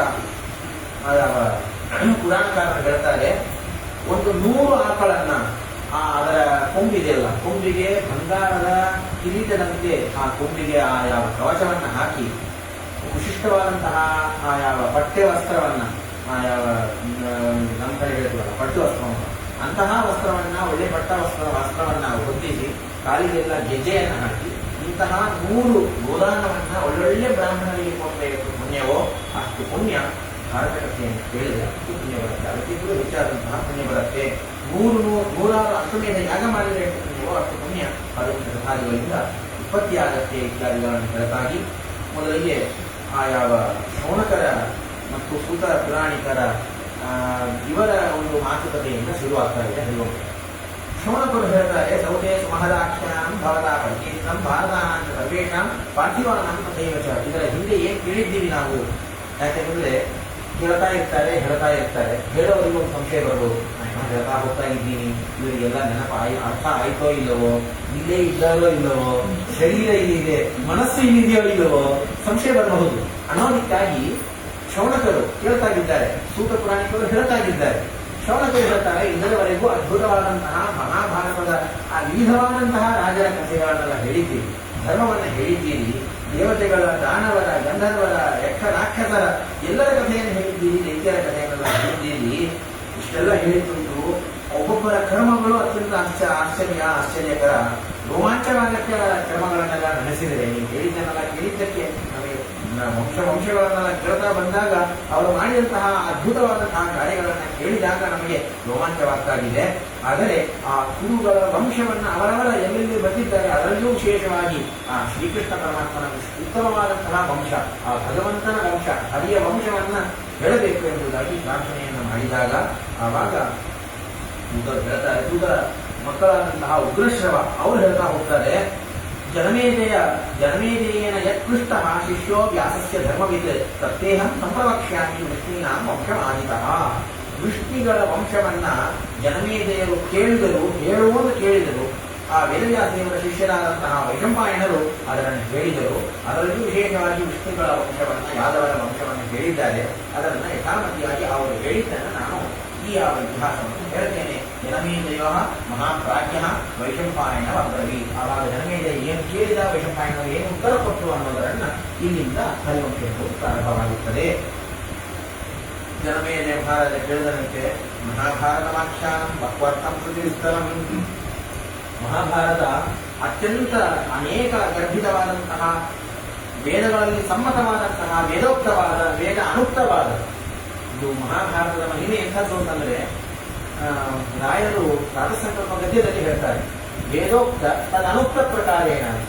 ವೇದಗಳಲ್ಲಿ ಹೇಳಿದಂತಹ ಭಗವಂತನ ಮಹಿಮೆ, ವೇದಗಳಲ್ಲಿಯೂ ಹೇಳದೇ ಇರುವಂತಹ ಭಗವಂತನ ವಿಶಿಷ್ಟವಾದಂತಹ ಗುಣಗಳನ್ನ ಮಹಾಭಾರತ ಸಾರಿ ಸಾರಿ ಹೇಳ್ತಾಗಿದೆ. ಅಂತಹ ಅದ್ಭುತವಾದಂತಹ ಮಹಾಭಾರತ ಬಹ್ವರ್ಥ ವಿಸ್ತೃತವಾಗಿದೆ. ಸ್ವದ್ವೇದದಲ್ಲಿ ಕೇಳ್ತೀವಿ, ಶಾಸ್ತ್ರಥೇಕ್ಷಮಪಿ ಸಂಭವಿತಾರ್ಥಃ ವ್ಯರ್ಥತಾಂ ಶ್ರುತಿ ಶ್ರುತಿಸ್ತಗಜಾರ್ಥಂ ಭಾರತಂ ನನು ಸದಾರ್ಥಮಪಿ ಸ್ಯಾತ್ ವೈಷ್ಣವಂ ಪದ ಸಹಸ್ರತಯಂ ಹಿ. ವೇದಗಳಿಗೆ 3 ಅರ್ಥ ಉಂಟು. ಮಧ್ವಾಚಾರ್ಯ ಹೇಳಿದರು, ವೇದಗಳಿಗೆ ಒಂದೊಂದು ಅಕ್ಷರಗಳಿಗೂ 3 ಅರ್ಥ ಉಂಟು. ಮಹಾಭಾರತದ ಒಂದೊಂದು ಪದ್ಯಕ್ಕೂ 10 ಅರ್ಥ ಉಂಟು. ಆ ಮಹಾಭಾರತದ ಒಳಗಿರುವಂತಹ ಆ ಯಾವ ವಿಷ್ಣು ಸಹಸ್ರನಾಮದ ಒಂದೊಂದು ಭಗವಂತನ ನಾಮಗಳಿಗೂ 300 ಅರ್ಥ ಉಂಟು ಅಂತ ಹೇಳಿದ್ದು ಅಷ್ಟೇ ಅಲ್ಲ, ಅದನ್ನ ಸಮರ್ಥನ ಮಾಡಿ ತೋರಿಸಿದಂಥವರು ವೇದೋಕ್ತಾಚಾರ್ಯರಾದಂತಹ ಶ್ರೀ ಅನಂತತೀರ್ಥ ಭಗವತ್ಪಾದಾಚಾರ್ಯರು. ಹಾಗಾಗಿ ಈ ಮಹಾಭಾರತ ಮೇಲಿನ ನೋಟಕ್ಕೆ ಒಂದು ಅರ್ಥ ಕಾಣಿಸುತ್ತೆ, ಅದನ್ನು ನಾವು ಹೇಳ್ಕೊಂಡು ಹೋಗ್ಬಿಡ್ತೀವಿ. ಮಹಾಭಾರತ ಹರಿವಂಶವನ್ನೆಲ್ಲ ಕೇಳೋದಷ್ಟೇ ತೋರೋದಷ್ಟೇ ಒಂದೇ ಅರ್ಥ ಅಲ್ಲ, ಅನೇಕ ಅರ್ಥದಿಂದ ಅತ್ಯದ್ಭುತವಾದಂತಹ ಭಗವರ್ಥ ಸೀಮಿತವಾದಂತಹದ್ದು ಈ ಮಹಾಭಾರತ. ಇದನ್ನೆಲ್ಲ ನೀವು ಹೇಳಿದ್ದೀರಿ, ವಿಸ್ತಾರವಾಗಿ ಹೇಳಿದ್ದೀರಿ, ನಾವು ಹೇಳಿದ್ದೀರಿ. ಎಂತೆಂತಹ ಕವಿಗಳು, ಎಂತೆಂತಹ ಮಹಾರಾಜರು, ಎಂತೆಂತಹ ಮಹಾರಥಿಕರು, ಅವರ ಹೆಸರು, ಅವರ ಕರ್ಮ, ಅವರು ಮಾಡಿದಂತಹ ಅದ್ಭುತವಾದಂತಹ, ಅಲ್ಲಿ ಭಗವಂತ ಮಾಡಿದಂತಹ ಲೀಲೆ, ಸರ್ವಾಂತರ್ಯಾಮಿಯಾಗಿ ಭಗವಂತ ಏಕಾಕಿಯಾಗಿ ನಿಂತು ಮಾಡಿದಂತಹ ಆ ಯಾವ ಕರ್ಮವನ್ನ ರೋಮಾಂಚ ಪುರಸ್ಸರವಾಗಿ ನಾನು ಹೇಳಿದ್ದಾಗಿದೆ. ನಚಮೇ ತೃಪ್ತಿ ಅಸ್ತಿ. ಇಷ್ಟೆಲ್ಲ ಹೇಳಿದರೂ ಕೂಡ, ಇಷ್ಟೆಲ್ಲ ನೀವು ಹೇಳಿದ್ದೀನಿ, ನಾನು ಹೇಳಿದ್ದೀನಿ, ಆದರೂ ಕೂಡ ನನಗೆ ತೃಪ್ತಿ ಆಗ್ತಾ ಇಲ್ಲ. ಯಾಕೆ ಅಂತಂದ್ರೆ, ಸತ್ಯಮಾನೇ ಪುರಾತನೆ ಏಕಶ್ಚೈವ ಮತೋ ರಾಶಿ ಕೃಷ್ಣಯ ಪಾಂಡವಸ್ತಃ. ಆ ಭಗವಂತನ ವಂಶ, ಅವನ ವಿಶಿಷ್ಟವಾದಂತಹ ಮಹಿಮೆ, ಇದನ್ನು ವಿಸ್ತಾರವಾಗಿ ಕೇಳಬೇಕು ನಮಗೆ ಆಸೆ ಆಗ್ತಾ ಇದೆ. ಭಾಗವತದಲ್ಲಿ ಇಲ್ಲದೇ ಇರುವಂತಹ ಅತ್ಯಪೂರ್ವವಾದ, ಅತಿ ವಿಚಿತ್ರವಾದಂತಹ ಕೃಷ್ಣನ ಕಥೆಯನ್ನ ಹರಿವಂಶದಲ್ಲಿ ಕೇಳಬೇಕು. ಹೀಗಾಗಿ ಆ ಯಾವ ಕೃಷ್ಣನ ಕಥೆಯನ್ನ ವಿಸ್ತಾರವಾಗಿ ಹೇಳಬೇಕು. ಯಾವ ಯಾವ ವಂಶದಲ್ಲಿ ಯಾರ್ಯಾರು ಹುಟ್ಟಿದ್ದಾರೆ, ಪೂರ್ವ ಸೃಷ್ಟಿ, ಆ ಯಾವ ಸೃಷ್ಟಿಯ ಪ್ರಕ್ರಮ ಇತ್ಯಾದಿಗಳನ್ನ ಹೇಳಬೇಕು ಅಂತ ಜನಮೇಜಯ ಪ್ರಶ್ನೆಯನ್ನ ಮಾಡಿದ್ದಾರೆ, ಪ್ರಾರ್ಥನೆಯನ್ನ ಮಾಡಿದ್ದಾರೆ. ಅದಕ್ಕೆ ವೈಶಂಪಾಯನರ ಉತ್ತರ ಕೊಡಲಿಕ್ಕೆ ಪ್ರಾರಂಭ ಮಾಡಿದರು. ಹೇ ರಾಜನ್, ದಿವ್ಯವಾದಂತಹ ಕಥೆಯನ್ನು ಕೇಳು. ಅತ್ಯಂತ ದಿವ್ಯವಾದಂತಹ ಕಥೆಗಳು, ದೇವತಾ ಸಂಬಂಧಿಯಾದಂತಹ ಕಥೆಗಳು. ಯಾವ ಕಥೆಗಳನ್ನ ಕೇಳಿದ್ರೆ ಎಲ್ಲಾ ಪಾಪ ಪರಿಹಾರವಾಗತ್ತೆ. ಹೇಳ್ತಾ ನಮ್ಮ ಪಾಪಗಳೆಲ್ಲ ಪರಿಹಾರವಾಗತ್ತೆ. ಅವನಿಗೆ ಇವನು ಹುಟ್ಟಿದ, ಅವನಿಗೆ ಇವನು ಬರೀ ಹರಿವಂಶ ಆರಂಭದಲ್ಲಿ ಇವನ ಮಗ, ಇವನು ಅವನ ಮಗ, ಇವನು ಹೇಳ್ತಾ ಹೋಗ್ತಾರೆ. ಇದನ್ನ ಎಷ್ಟೊತ್ತು ಕೇಳೋದು ನಮಗೆ ಬೇಸರ ಬರುತ್ತಪ್ಪ ಅಂತ ಅನಿಸಬಹುದು. ಆದ್ರೆ ಇಷ್ಟಿಷ್ಟು ಜನ ಹುಟ್ಟಿದ್ರು ಅಂತ ಕೇಳ್ತಾ ಎಷ್ಟೆಷ್ಟು ಕೇಳ್ತೀವಲ್ಲ, ಅಷ್ಟು ನಮ್ಮ ವಾಳೆ ಅಂತ ಕೇಳ್ತೀವಲ್ಲ, ಹಾಗೆ ನಮ್ಮ ವಂಶ ಅಭಿವೃದ್ಧಿ ಆಗ್ತಾ ಹೋಗ್ತದೆ. ವಂಶಧಾರಣ ಕೃತ್ವ ಸ್ವರ್ಗಲೋಕೆ ಮಹೀಯತೆ. ತನ್ನ ವಂಶವನ್ನ, ಈ ಹರಿವಂಶವನ್ನ ಕೇಳ್ತಾ ಇರ್ತಕ್ಕಂಥವರು ತನ್ನ ವಂಶಕ್ಕೆ ಛೇದವೇ ಆಗೋದಿಲ್ಲ. ಸ್ವರ್ಗಲೋಕದಲ್ಲಿ ಇವನು ಕುಳಿತುಕೊಂಡು ಚಾಮರಗಳನ್ನೆಲ್ಲ ಬೀಸ್ಕೊಂಡು ತನ್ನ ವಂಶದ ಮಹಿಮೆಯನ್ನು ತಾನು ಕೇಳ್ತಾ ಇರ್ತಾನಂತೆ ಸ್ವರ್ಗದಲ್ಲಿ. ಹರಿವಂಶ ಕೇಳಿದವ ಎಷ್ಟು ಮಹಿಮೆ ನೋಡ್ರಿ. ಹರಿವಂಶವನ್ನ ಕೇಳಿದವರಿಗೆ ಏನಾಗತ್ತೆ, ತನ್ನ ವಂಶದಲ್ಲಿ ಹುಟ್ಟಿದವರೆಲ್ಲ ಪರಮ ವೈಷ್ಣವರಾಗಿ ಹುಟ್ಟುತ್ತಾರೆ, ಮಹಾಧಾರ್ಮಿಕರಾಗಿ ಹುಟ್ಟುತ್ತಾರೆ. ಯಾವ ಸರ್ವಲೋಕದಲ್ಲಿ ಇರುವಂತಹ ಪಿತೃಗಳೆಲ್ಲ ಹೇಗಿರ್ತಾರೆ ಅಂತಂದ್ರೆ, ನಾವು ಹರಿವಂಶ ಕೇಳ್ತಿರ್ತೀವಿ, ಹೇಳ್ತಿರ್ತೀವಿ.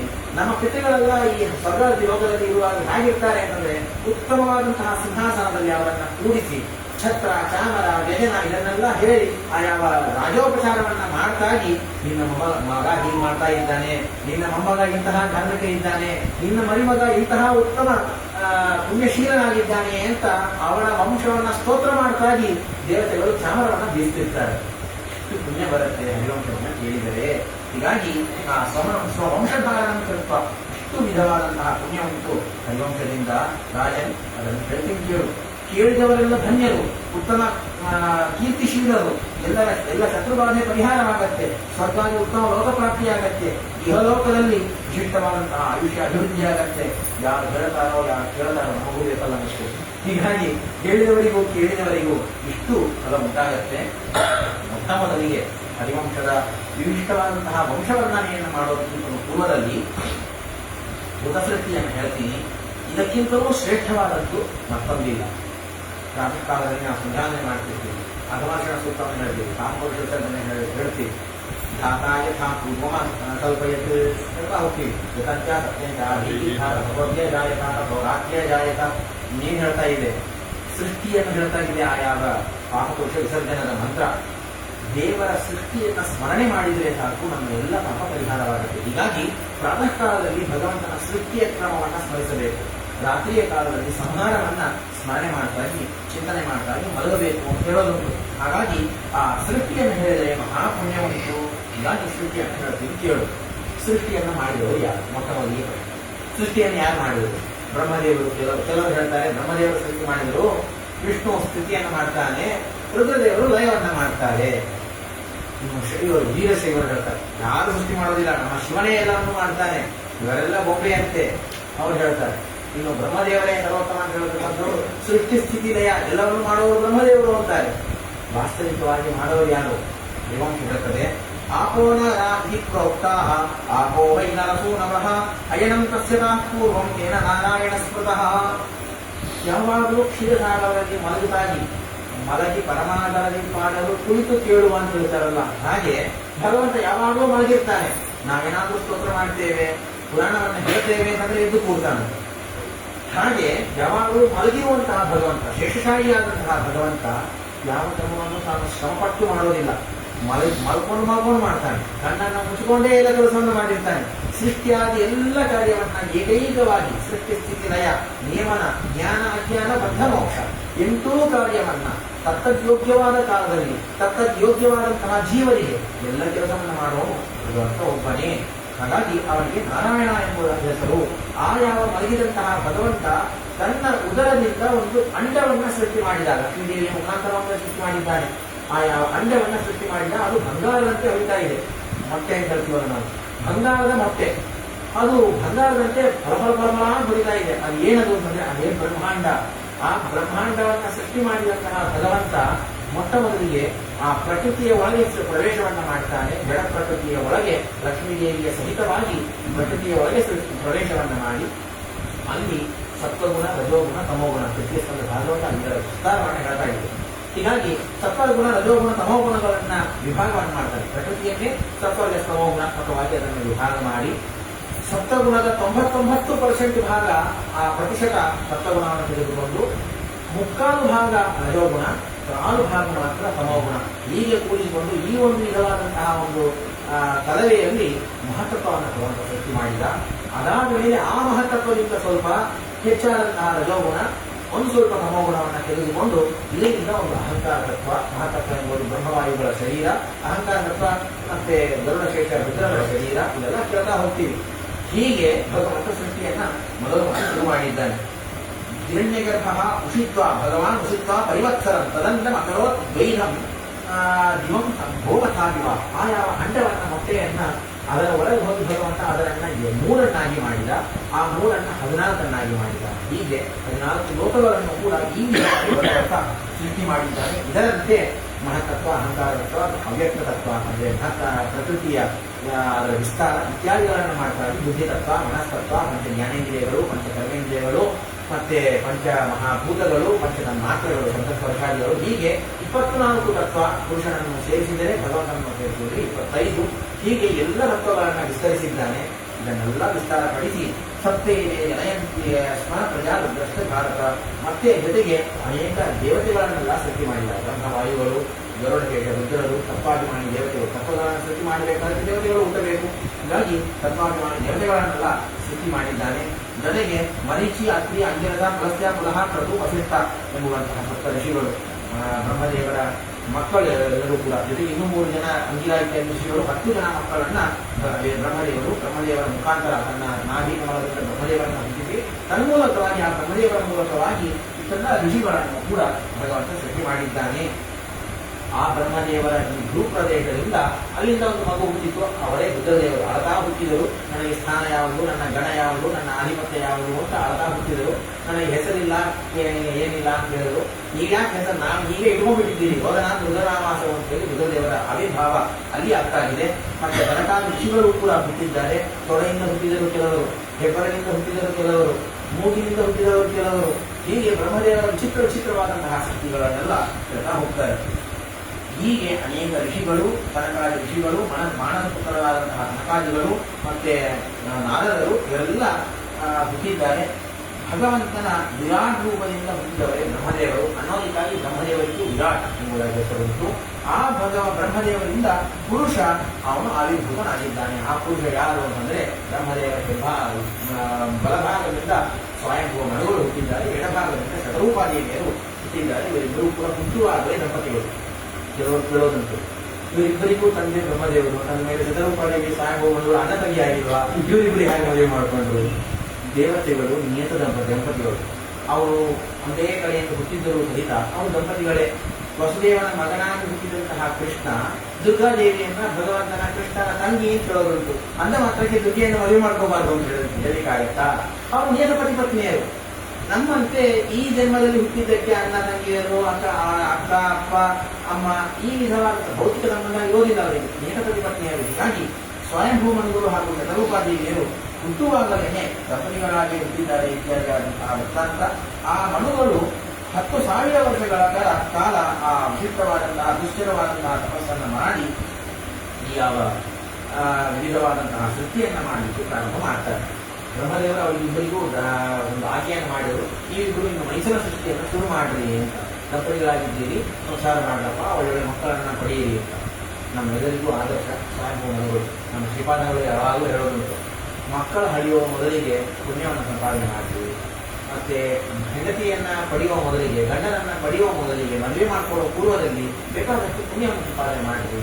ಅಂದರೆ ನಿಮ್ಮ ಜೊತೆಗೆ ಬರುವಂತಹ ನಿಮ್ಮ ಗಂಡನಾಗಬಹುದು, ಹೆಂಡತಿಯಾಗಬಹುದು, ಧಾರ್ಮಿಕರಾಗಿ ಬರ್ತಾರೆ, ನೀವು ಎಲ್ಲ ನಿಮಗೆ ಅನುಕೂಲವಾಗಿರ್ತಾರೆ. ಮಕ್ಕಳನ್ನ ಪಡೆಯುವ ಪೂರ್ವದಲ್ಲಿ ನೀವು ಪುಣ್ಯವನ್ನು ಬಳಸಿದ್ರೆ ಹುಟ್ಟುವ ಮಕ್ಕಳು ನಿಮ್ಮ ಮಾತನ್ನ ಚಾಚು ಏನಾದರೂ ಕೇಳಬಹುದು. ಹೀಗಾಗಿ ಇದಕ್ಕೆಲ್ಲ ಅವರಿಗೆ ಅನುಭವ ಇದೆ. ಹೀಗಾಗಿ ಮಕ್ಕಳನ್ನ ಪಡೆಯೋದಕ್ಕಿಂತ ಪೂರ್ವದಲ್ಲಿ ಬೇಕಾದಷ್ಟು ಪುಣ್ಯ ಸಂಪಾದನೆ ಮಾಡಬೇಕು.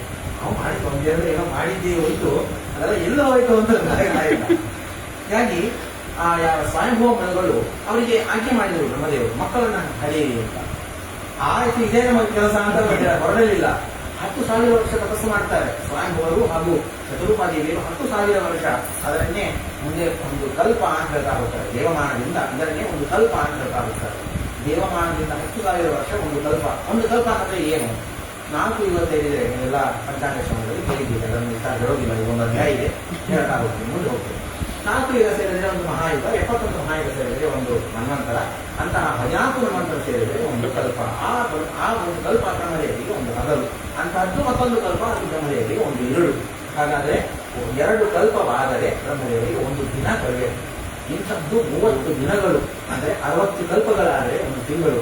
ಅದಂಥದ್ದು 1 ವರ್ಷ ಅಂತಂದ್ರೆ 12 ತಿಂಗಳುಗಳು ಅಂತಂದ್ರೆ 60 × 12 ಮಾಡಿದ್ರೆ 720 ಕಲ್ಪಗಳಾದರೆ ಅದು ಬ್ರಹ್ಮದೇವರ 1 ವರ್ಷ. ಇಂಥದ್ದು 100 ವರ್ಷ ಅಂತಂದ್ರೆ 72,000 ಕಲ್ಪಗಳು ಕಳೆದರೆ ಅದು ಬ್ರಹ್ಮದೇವರ ಶ್ರೇಷ್ಠವಾದಂತಹ ಆಯುಷ್ಯ. ಅವರಿಗಿದ್ದಷ್ಟು ಆಯುಷ್ಯ ಯಾರಿಗೂ ಇಲ್ಲ. ಇದನ್ನು ಶ್ರವಣ ಮಾಡಿದರೆ ನಮ್ಮ ಯೋಗ್ಯತಾನುಸಾರ ನಮಗೂ ಕೂಡ ಆಯುಷ್ಯ ಅಭಿವೃದ್ಧಿಯಾಗತ್ತೆ ಅನ್ನೋದಕ್ಕಾಗಿ ಇದನ್ನು ಹೇಳುವಂಥದ್ದು. ಆ ಯಾವ ಬ್ರಹ್ಮದೇವರು ಅವರ ಆಜ್ಞಾನುಸಾರ ಇವರು ಒಂದು ಕಲ್ಪದವರೆಗೂ ಆ ಯಾವ ಸ್ವಯಂಭೂಮನುಗಳು ತಪಸ್ಸನ್ನು ಮಾಡಿದರು. ಅಲ್ಲಿ ಮಕ್ಕಳೆಲ್ಲ ಹುಟ್ಟಾಗಿದ್ದಾರೆ. ಮೊದಲಿಗೆ ಪ್ರಿಯವ್ರತ ಹಾಗೂ ಉತ್ತಾನಪಾದ ಎನ್ನುವಂತಹ ಇಬ್ಬರು ಶ್ರೇಷ್ಠರಾದಂತಹ ರಾಜರು ಹುಟ್ಟಿದ್ದಾರೆ. ಅವರ ವಂಶದಲ್ಲಿ ಬಂದವರೆಲ್ಲ ಮಹಾ ಜ್ಞಾನಿಗಳು ಮಹಾ ಪುಣ್ಯವಂತರು. ಭಾಗವತ ಚತುರ್ಥ ಸ್ಕಂದ ಪಂಚಮ ಸ್ಕಂದದಲ್ಲಿ ಇದರ ಕಥೆಯನ್ನು ಕೇಳ್ತೀವಿ ನಾವು. ಇಲ್ಲಿಯೂ ಯಥಾವತ್ತಾಗಿ ಕೇಳೋಗಿದ್ದೇವೆ. ಮತ್ತು ಕನ್ಯಾ ಒಬ್ಬಳು ಹುಟ್ಟಿದ್ದಾಳೆ. ಕರ್ದಮಸ್ಯ ಪ್ರಜಾಪತಿ, ಕರ್ದಮ ಪ್ರಜಾಪತಿಯ ಮಡದಿಯಾದಂತಹ ಹೆಂಡತಿಯಾದಂತಹ ದೇವಹೂತಿ ಅವಳು ಕೂಡ ಹುಟ್ಟಿದ್ದಾಳೆ. ಅವಳಲ್ಲಿ ಭಗವಂತ ಅವತಾರ ಮಾಡೋನಿದ್ದಾನೆ. ಇದರ ಜೊತೆಗೆ ಉತ್ತಾನಪಾದ ಸೂನೃತ ಎಂಬುದಾಗಿ, ಸುನೀತಿ ಅಂತ ನಾವು ಕೇಳ್ತೀವಿ, ಇಲ್ಲಿ ಸೂನೃತ ಎಂಬುದಾಗಿ ಅವಳ ಹೆಸರನ್ನು ಹೇಳ್ತಾ ಇದ್ದಾಳೆ ಪುರಾಣಕಾರರು. ಹೀಗೆ ವೈಶಂಪಾಯನ ಹೇಳಿದ್ರು ಸೂನೃತ ಎಂಬುವಂತಹ ಹೆಂಡತಿ ಅವಳಲ್ಲಿ ಧ್ರುವರಾಜರು ಹುಟ್ಟಿದ್ದಾರೆ. ವಂಶವನ್ನು ಶುರು ಮಾಡಿದರು. ಭಗವಂತನ ಮಗ ಬ್ರಹ್ಮದೇವರು, ಬ್ರಹ್ಮದೇವರ ಮಕ್ಕಳು ಸ್ವಯಂಭೂಮಣಗಳು. ಆ ಸ್ವಯಂಭೂಮಣಗಳಿಗೆ ಉತ್ತಾನಪಾದ ಹುಟ್ಟಿದ. ಉತ್ತಾನಪಾದನ ಮಗ ಧ್ರುವ. ಆ ಧ್ರುವನಿಗೆ ಕೀರ್ತಿಮಾನ್, ಶಿವ, ಶಾಂತಮಯ, ಅಯಸ್ಪತಿ ಎಂಬುದಾಗಿ ಇವರೆಲ್ಲ ಮಕ್ಕಳಾಗಿ ಹುಟ್ಟಾಗಿದ್ದಾರೆ. ಆ ಧ್ರುವ ವಿಶೇಷವಾದಂತಹ ತಪಸ್ಸನ್ನ ಮಾಡಿ, ದಿವ್ಯವಾದಂತಹ 3,000 ವರ್ಷಗಳ ಕಾಲ ತಪಸ್ಸನ್ನ ಮಾಡಿ ಶ್ರೇಷ್ಠವಾದಂತಹ ಧ್ರುವಲೋಕ ಎಂಬುವಂತಹ ಸ್ಥಾನವನ್ನು ಹೊಂದಿದ್ದಾರೆ. ಇವತ್ತಿಗೂ ಭಗವಂತನ ಕುಮಾರನಾಗಿ ಅವರಿಗೆ ದರ್ಶನವನ್ನು ಕೊಡ್ತಾಗಿದ್ದಾರೆ. ಅಂತಹ ಶ್ರೇಷ್ಠವಾದಂತಹ ಸ್ಥಾನವನ್ನು ಪಡೆದವರು ಧ್ರುವರಾಜರು. ಆ ಯಾವ ಧ್ರುವರಾಜರ ವಂಶದಲ್ಲಿ ಬಂದವನೇ ಅಂಗರಾಜ. ಆ ಅಂಗರಾಜನಿಗೆ ಮತ್ತೆ ಮುಂದೆ ವೇಣರಾಜ ಹುಟ್ಟಿದ್ದಾನೆ. ಈ ಕಥೆಯನ್ನು ಮುಂದೆ ಹೇಳೋದಿದ್ದಾರೆ. ಈ ವಿಧವಾಗಿ ಅವರ ಚರಿತ್ರೆ ಮುಖ್ಯ ಪರಂಪರೆಯನ್ನು ಹೇಳಲಾಗಿ ಸೃಷ್ಟಿ ಎಂಬುವಂತಹ ಆ ವಂಶದಲ್ಲಿ ಒಬ್ಬ ರಾಜ ಬರ್ತಾನೆ. ಅವನಿಗೆ ಊರು, ಆ ವಂಶದಲ್ಲಿ ಮುಂದೆ ಊರು ಶತದ್ಯುಮ್ನ, ತಪಸ್ವಿ, ಸತ್ಯವಾನ್, ಕವಿ, ಅಗ್ನಿಶ್ಚುತ, ಅತಿರಾತ್ರ, ಸುದ್ಯುಮ್ನ ಹಾಗೂ ಅಭಿಮನ್ಯು ಎಂಬುದಾಗಿ 10 ಜನ ಗಂಡು ಮಕ್ಕಳು ಹುಟ್ಟಾಗಿದ್ದಾರೆ. ಇವರ ವಂಶವನ್ನೆಲ್ಲ ಹೇಳ್ತಾ ಹೋಗ್ತಾರೆ.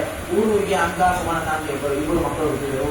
ಅಂಗನಿಗೆ ಮತ್ತೆ ಅಂಗರಾಜನಿಗೆ ವೇನ ಎಂಬತಕ್ಕಂಥವನು ಅವನು ಹುಟ್ಟಿದ್ದಾನೆ. ಮತ್ತೆ ವೇನನ ಕಥೆಯನ್ನೆಲ್ಲ ಹೇಳ್ತಾ ಹೋಗ್ತಾರೆ. ಹುಟ್ಟುವಾಗಲೇ ಮಹಾ ನಾಸ್ತಿಕ. ಇವತ್ತು ಇವರೆಲ್ಲ ನಾಸ್ತಿಕ ಮಾಡುವ ಏನೂ ಅಲ್ಲ. ಯಾಕೆಂದ್ರೆ ವೇನ ಹೇಳಿದಂತಹ ನಾಸ್ತಿಕವಾದ ಅತಿ ವಿಚಿತ್ರ. ಯಾವ ದೇವಾಲಯದಲ್ಲಿ ಯಾರಿಗೂ ನಮಸ್ಕಾರ ಮಾಡಬಾರದು, ಯಾರಿಗೂ ದೇವ ಪೂಜೆ ಮಾಡಬಾರದು. ಪಂಚರೂಪಿ ಭಗವಂತ ಪಕ್ಕದಲ್ಲೇ ಇದ್ದಾನೆ. ಪಾರ್ಥಸಾರಿಗೆ ನಮಸ್ಕಾರ, ಪಾರ್ಥಸಾರಥಿಗಾಗಲಿ, ವೆಂಕಟನಾಥನಿಗಾಗಲಿ, ನರಸಿಂಹನಿಗಾಗಲಿ, ರಾಮನಿಗೆ ನಮಸ್ಕಾರ ಮಾಡಬಾರದು. ನನಗೇ ಮಾಡಬೇಕು ಅಂತ ದೇವಾಲಯದಲ್ಲಿ ತನ್ನ ಪತ್ನಿಯನ್ನು ಇಟ್ಟ, ತನಗೇ ದೇವರ ಪೂಜೆ ಆಗಬೇಕು, ತನಗೇ ಅರ್ಚನೆ ಆಗಬೇಕು, ತನಗೇ ಸ್ತೋತ್ರ ಆಗಬೇಕು ಅಂತಂದ. ಹೋಗಲಿ, ತೊಳೆದು ಹೋಗಲಿ, ಪರವಾಗಿಲ್ಲ.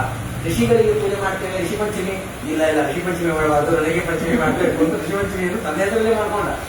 ಇವೆಲ್ಲ ಆಯ್ತು. ಪಕ್ಷಮಾಸ ಬಂತಪ್ಪ ಮುಂದೆ ಪಕ್ಷಮಾಸ ಬಂತು. ಏನ್ ಮಾಡಬೇಕು? ನಿಮ್ಮ ಪಿತೃಗಳ ಹೆಸರಲ್ಲಿ ಪಿಠ ಪ್ರದಾನ ಮಾಡಬಾರದು, ನನಗೇ ಮಾಡಬೇಕು ಅಂತಂದ. ಬದುಕಿದ್ದಾಗ ಪಿಠ ಪ್ರದಾನ ಮಾಡಿಕೊಂಡಂತಹ ಮಹಾನುಭಾವ ಮೊದಲಿಗೆ ವೇಣ, ಎರಡನೇ ಹಿಂದೆ ಗೆಲ್ಲಬೇಕು. ಇವರೆಲ್ಲ ಈ ವಂಶದಲ್ಲಿ ಬಂದರು. ಹೀಗಾಗಿ ಮಹಾನ್ ಅಸ್ತಿತ್ವವಾದವನ್ನ ಹೇಳಿದವನು ಈ ವೇಣ. ಆ ವೇಣನಿಗೆ ಎಷ್ಟೇ ಋಷಿಗಳೆಲ್ಲ ಉಪದೇಶ ಮಾಡಿದ್ರು ಅವನು ಕೇಳಿಲ್ಲ. ಯೋಗ್ಯತಾ ದುಷ್ಟವಾಗಿದ್ದಾಗ ಎಷ್ಟು ಉಪದೇಶ ಮಾಡಿದ್ರು ಅವರು ವಿಜಯಲ್ಲೇ ಬಿಡೋದಿಲ್ಲ. ಸರ್ಜನೆ ಮಾಡಿದ್ರು, ಎಲ್ಲ ಹೇಳಿ ಮಾಡೋದು ಏನು ಕೇಳಿಲ್ಲ. ಒಂದು ಹುಂಕಾರದಿಂದ ಅವನನ್ನು ಸಂಹಾರ ಮಾಡಿದ್ದಾರೆ. ರಾಜ್ಯದಲ್ಲಿ ಯಾರು ರಾಜನೇ ಇದ್ದಂಗಾಯ್ತು. ರಾಜಕೀಯ ಆಗಬಾರ್ದು. ರಾಜ ಅಂತ ಒಬ್ಬ ಇದ್ದರೆ ಭಯ ಇರುತ್ತೆ, ನಾವೆಲ್ಲ ಸರಿಯಾಗಿರಬೇಕು ಅಂತ. ರಾಜನೇ ಇಲ್ಲದೆ ಹೋದ್ರೆ ನಾವು ಏನ್ ಬೇಕಾದ್ರೂ ಮಾಡ್ಬೋದು, ಎಷ್ಟು ಬೇಕಾದ್ರೂ ಕೊಳ್ಳೆ ಹೊಡಿಬಹುದು. ರಾಜನೇ ಕೊಳ್ಳೆ ಹೊಡೆಯುತ್ತೇವೆ, ಅದು ಬೇಕು. ಆ ವಿಷಯಕ್ಕೆ ನಾವು ಬರ್ತಾ ಇಲ್ಲ. ರಾಜನೇ ಇಲ್ಲ ಅಂತಂದ್ರೆ ಎಷ್ಟು ಬೇಕಾದ್ರೂ ಕಳ್ತನ ಮಾಡಬಹುದು, ಏನ್ ಬೇಕಾದ್ರೂ ಮಾಡಬಹುದು. ಹೆಣ್ಮಕ್ಕಳಿಗೆ ಯಾವುದೇ ವಿಧವಾದಂತಹ ಒಂದು ಸುರಕ್ಷಾ ಎಂಬುದು ಇರೋದಿಲ್ಲ. ಹೀಗಾಗಿ ಎಲ್ಲ ಜನರೆಲ್ಲ ಸುರಕ್ಷಿತವಾಗಿ, ಶಾಂತಚಿತ್ತವಾಗಿ, ನೆಮ್ಮದಿಯಿಂದ ಇರಬೇಕು ಅಂತಂದ್ರೆ ಒಬ್ಬ ರಾಜ ಇರಬೇಕು. ಇವತ್ತಿಗೆ ಈ ಕೆಳಗಡೆ ಯಾರೂ ಇಲ್ಲ, ಎಲ್ಲ ಕಳತನವನ್ನ ಅವನೇ ಮಾಡುತ್ತಾರೆ. ಹೀಗಾಗಿ ಹೇಳುವ ತಾತ್ಪರ್ಯ, ರಾಜನೇ ಇಲ್ಲದೆ ಹೋದರೆ ಮಹಾ ಅನರ್ಥವಾಗತ್ತೆ ಅಂತ ಹೇಳಿ ಆ ವೇನನ ತೊಡೆಯನ್ನ ಮೊತ್ತ ಮೊದಲಿಗೆ ಮಥನ ಮಾಡಿದ್ದಾರೆ. ಅಲ್ಲಿಂದ ಗಿಡ್ಡಕ್ಕೆ ಒಬ್ಬ ಬಂದನಂತೆ. ಕಪ್ಪಾಗಿ ಗಿಡ್ಡಕ್ಕೆ ಒಬ್ಬ ವ್ಯಕ್ತಿ ಬಂದಿದ್ದಾನೆ. ಭಯಕ್ರಾಂತನಾಗಿ ಅವನು ನಿಂತಿದ್ದಾನೆ.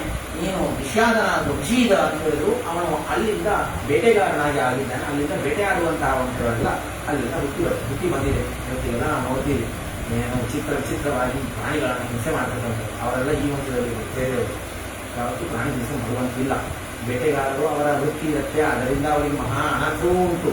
ಯಾವತ್ತೂ ಪ್ರಾಣಿ ಹಿಂಸೆಯನ್ನು ಮಾಡಬಾರದು ಅನ್ನೋದಕ್ಕಾಗಿ ಈ ಯಾವ ವ್ಯಕ್ತಿಗೆ ಆ ಕಾರ್ಯವನ್ನು ಕೊಟ್ಟು ಕಳಿಸಿದ್ದಾರೆ.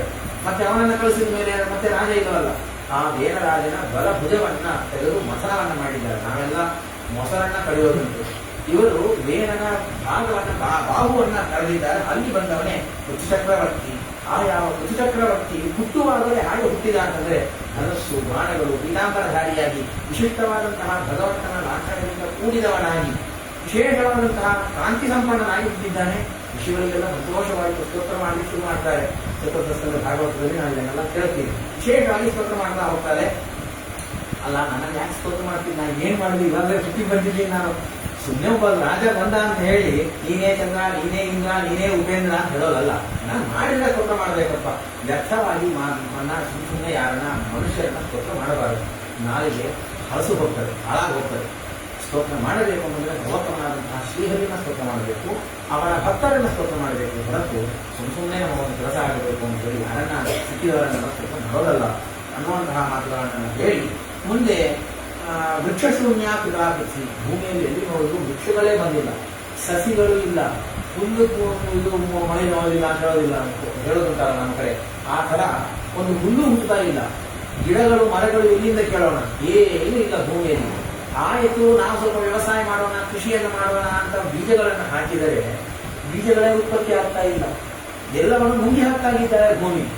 ಕೋಪ ಬಂತು ಪೃಥ್ವಿ ಚಕ್ರವರ್ತಿಗೆ, ನಾನು ಭೂಮಿಯನ್ನೇ ಸಂಹಾರ ಮಾಡ್ತೀನಿ ಹೊರಟ. ಇದು ಭಾಗವತದಲ್ಲಿ ಈ ಮಾತು ಉಂಟು. ಇದರ ವಿಸ್ತಾರವನ್ನ ಹರಿವಂಶಗಳು ಎಲ್ಲೆಲ್ಲಿ ಹೋಗೋದು ಭೂದೇವಿ ಅಂತಂದ್ರೆ ಏನೇಳು ಲೋಕಕ್ಕೆ ಓಡ್ತಾ ಹೋಗೋದಂತೆ ಭೂದೇವಿ. ನನ್ನನ್ನ ಯಾರಾದ್ರೂ ರಕ್ಷಣೆ ಮಾಡಲಿ, ಹಾಗೆ ಅಂಬರೀಷ್ ಚಕ್ರವರ್ತಿಯ ಸಂದರ್ಭದಲ್ಲಿ ಯಾವ ದುರ್ವಾಸರು ಓಡ್ತಾ ಹೋದ್ರು ಅಂತ ಹೇಳ್ತೀವಲ್ಲ, ಹಾಗೆ ಯಾವ ಭೂಮಿ ಪೃಥ್ವಿ ಚಕ್ರವರ್ತಿಯನ್ನ ನೋಡಿ ಓಡ್ತಾ ಇದ್ದಾಳೆ.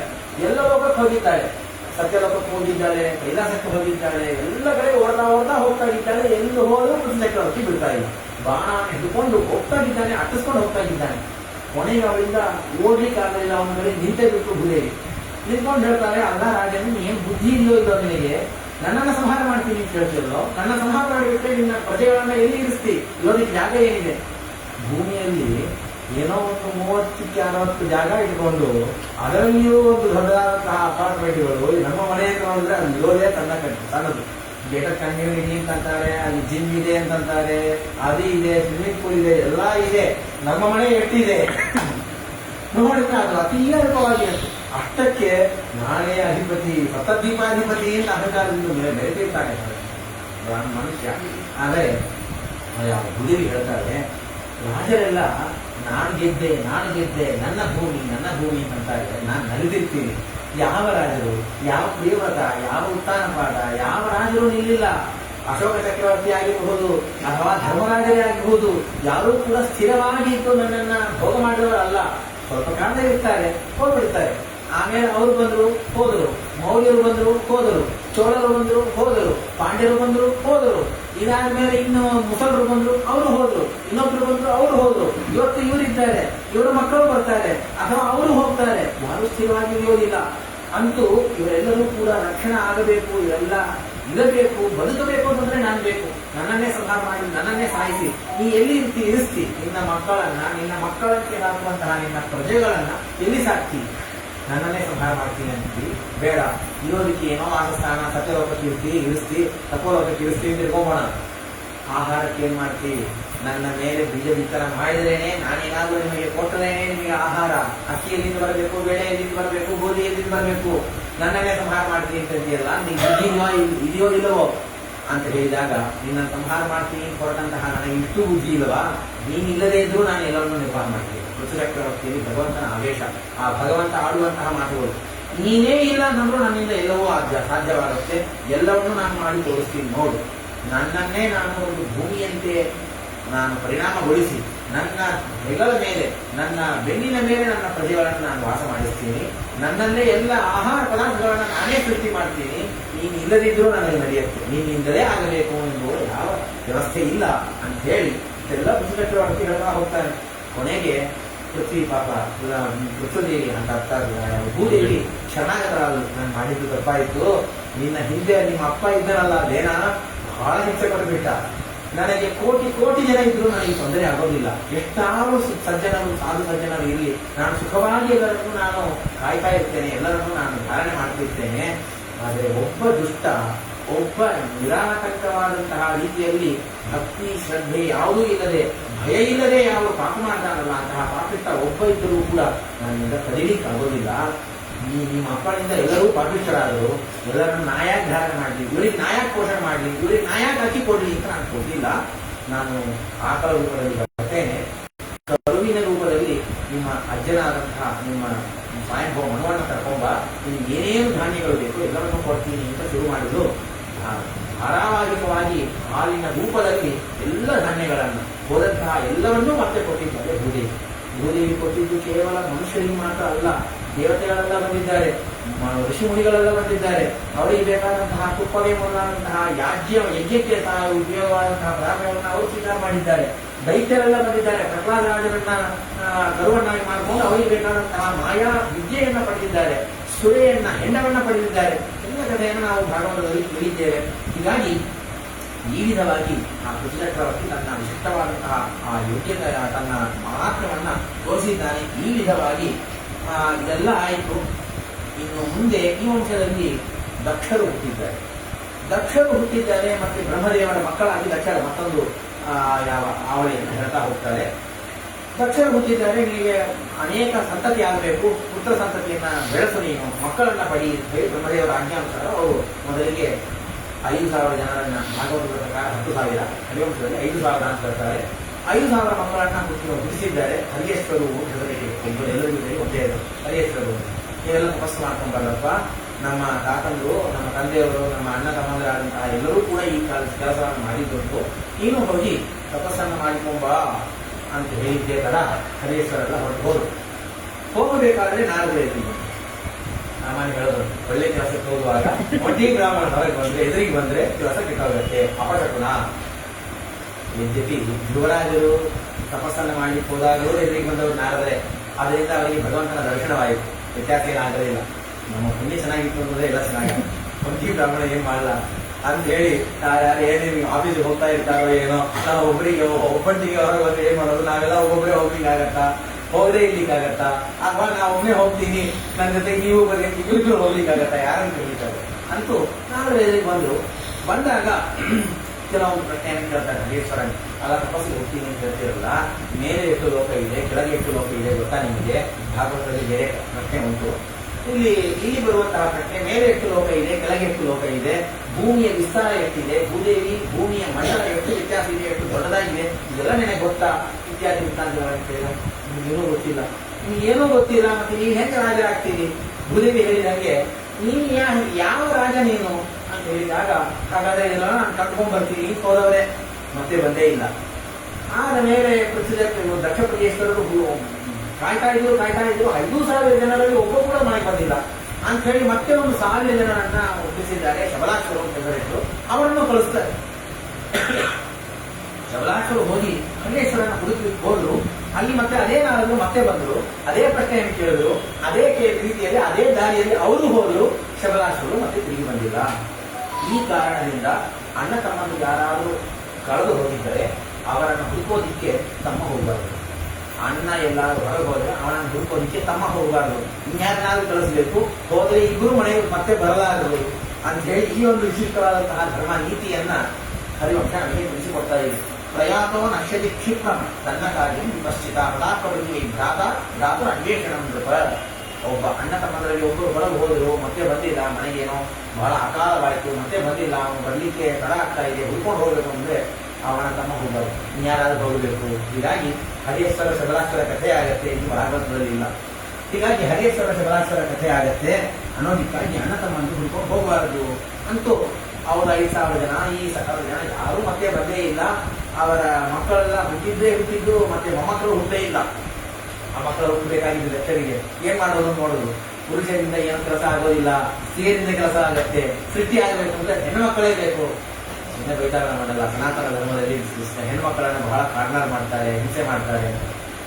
ವಂಶವೃದ್ಧಿ ಆಗಿದ್ದೆ ಹೆಣ್ಮಕ್ಕಳಿಂದ. ದಕ್ಷ ಪ್ರಜಾಪತಿಗಳ 60 ಜನ ಹೆಣ್ಣುಮಕ್ಕಳು, ಅವರಿಂದಲೇ ವಂಶವೃದ್ಧಿ ಆಗಿದ್ದು. ಆ 60 ಜನರಲ್ಲಿ 27 ಜನರು ಅಶ್ವಿನಿ, ಭರಣಿ, ಕೃತಿಕಾ, ರೋಹಿಣಿ ಇವರೆಲ್ಲರನ್ನು ಕೂಡ ಚಂದ್ರನಿಗೆ ಕೊಟ್ಟು ಮದುವೆ ಮಾಡಿದ್ದಾರೆ. ಅದಿತಿ, ದಿತಿ, ಧನು, ಭದ್ರೋ, ಕೀಕ, ಸಾಧಿನತ ಇವರನ್ನೆಲ್ಲ ಒಂದು 13 ಜನರನ್ನ ಮತ್ತೆ ಕಶ್ಯಪನಿಗೆ ಕೊಟ್ಟು ಮದುವೆ ಮಾಡಿದ್ದಾರೆ. ಸಾವಧಾನ, ಶುಭ ಮುಹೂರ್ತೆ ಸಾವಧಾನ, ಲಕ್ಷ್ಮೀನಾರಾಯಣ ಧ್ಯಾನ ಸಾವಧಾನ, ಪುತ್ರೋತ್ಸವ ಆಗ್ತಾ ಇರುತ್ತೆ, ಮದುವೆ ಆಗ್ತಾ ಇರುತ್ತೆ ಹರಿವಂಶದಲ್ಲಿ. ಹೀಗಾಗಿ ಈ ರೀತಿಯಾಗಿ 13 ಜನರನ್ನ ಕಶ್ಯಪನಿಗೆ ಕೊಟ್ಟು, ಅದಾದ್ಮೇಲೆ ಬೇರೆ ಬೇರೆ ಜೀವಗಳಿಗೆಲ್ಲ 2 ಜನರನ್ನು ಕೊಟ್ಟಿದ್ದಾರೆ. ಕೊನೆಗೆ 4 ಜನ ಉಳಿದ್ರು, ಅವರನ್ನು ಮತ್ತೆ ಕಶ್ಯಪನಿಗೆ ಕೊಟ್ಟು ಒಟ್ಟು 17 ಜನರನ್ನ ಕಶ್ಯಪನಿಗೆ ಕೊಟ್ಟು ಮದುವೆ ಮಾಡಿದರು. ಇತ್ಯಾದಿಯಾದಂತಹ ವೃತ್ತಾಂತಗಳನ್ನು ಹೇಳ್ತಾಗಿ 10 ಜನರನ್ನ ಯಮಧರ್ಮರಾಜರಿಗೆ ಕೊಟ್ಟು ಮದುವೆ ಮಾಡಿದ್ದಾರೆ. ಈ ವಿಧವಾದಂತಹ ಎಲ್ಲ ವೃತ್ತಾಂತವನ್ನು ಹೇಳ್ತಾಗಿ ಅರುಂಧತಿ, ವಸು, ಯಾನಿ, ಲಂಬ, ಭಾನು, ಮರುತ್ವತಿ, ಸಂಕಲ್ಪ, ಮುಹೂರ್ತ, ಸಾಧ್ಯ, ವಿಶ್ವ ಇವರ ಈ 10 ಜನ ಯಮಧರ್ಮರಾಜನ ಹೆಂಡತಿಯರು.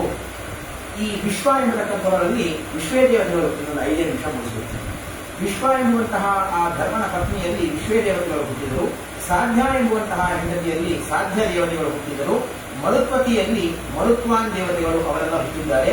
ವಸುವಿನಲ್ಲಿ ಅಷ್ಟ ವಸುಗಳು ಹುಟ್ಟಿದ್ದಾರೆ. ಇವರೆಲ್ಲ ಯಮಧರ್ಮರಾಜನಿಂದ ಇಷ್ಟು ದೇವತೆಗಳು ಹುಟ್ಟಿ ಬಂದಿದ್ದಾರೆ.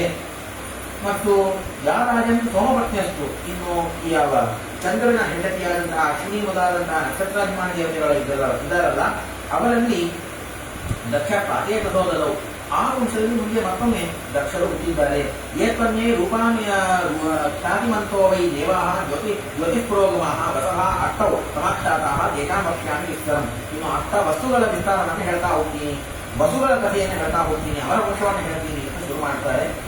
ಅಷ್ಟವಸುಗಳ ಹೆಸರನ್ನು ಹೇಳುವಾಗ ಆಪಹ ಧ್ರುವ ಸೋಮ ಧರ ಅನಿಲ ಅನಲ ಪ್ರತ್ಯೂಷ ಪ್ರಭಾಸ ಎಂಬುದಾಗಿ 8 ಜನ ವಸುಗಳು.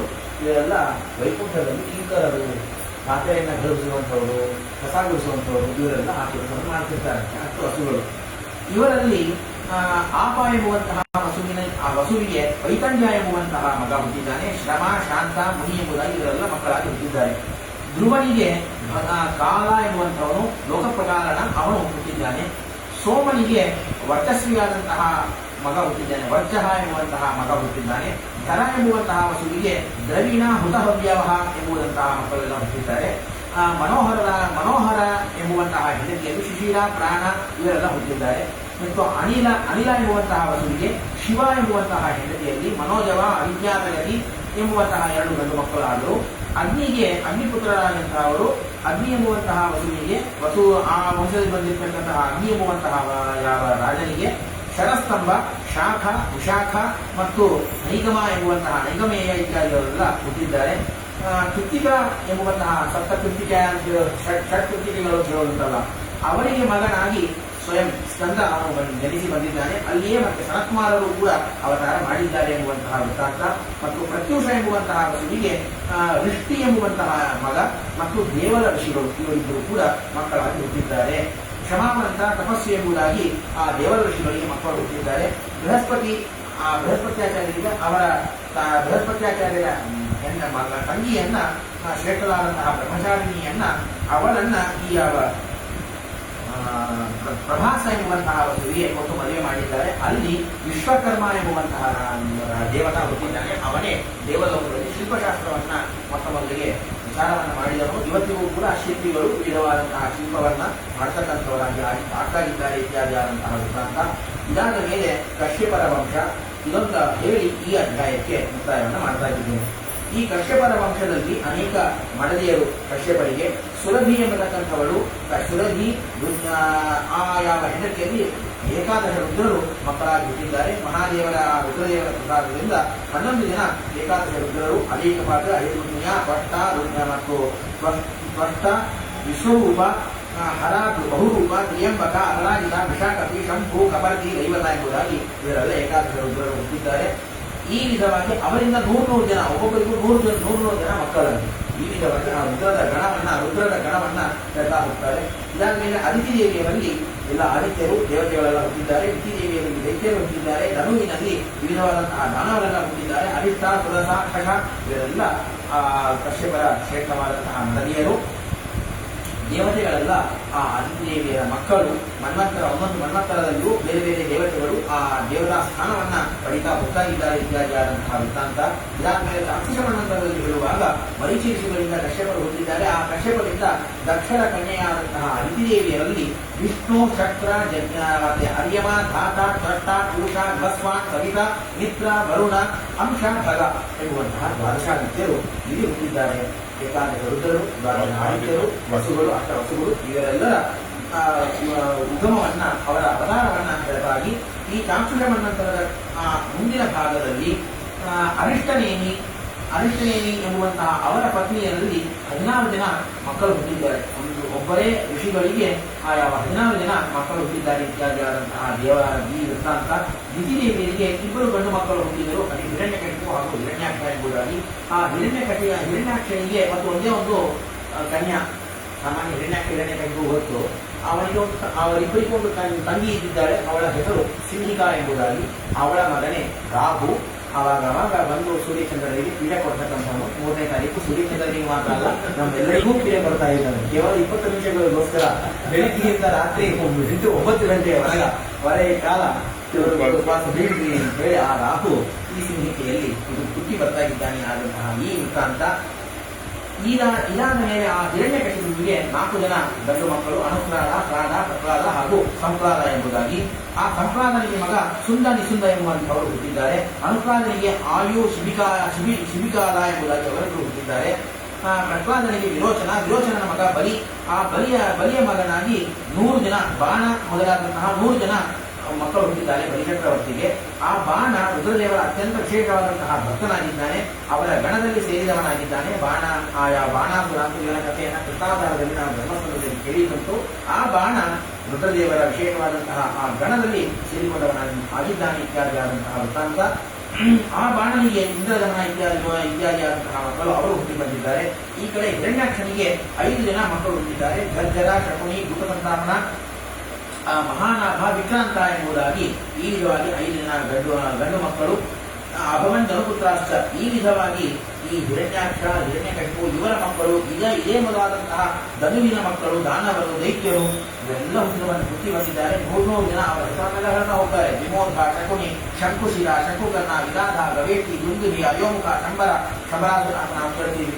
ಅವರೆಲ್ಲ ಈ ಸಂತತಿಯಲ್ಲಿ ಬಂದವರು. ಕಪಿಲ, ವಾಮನ, ಮರೀಚಿ, ವಾಮನ, ಕಪಿಲ ಈ ಹೆಸರಲ್ಲಿ ಅನೇಕ ದೈತ್ಯರು ಉಂಟು.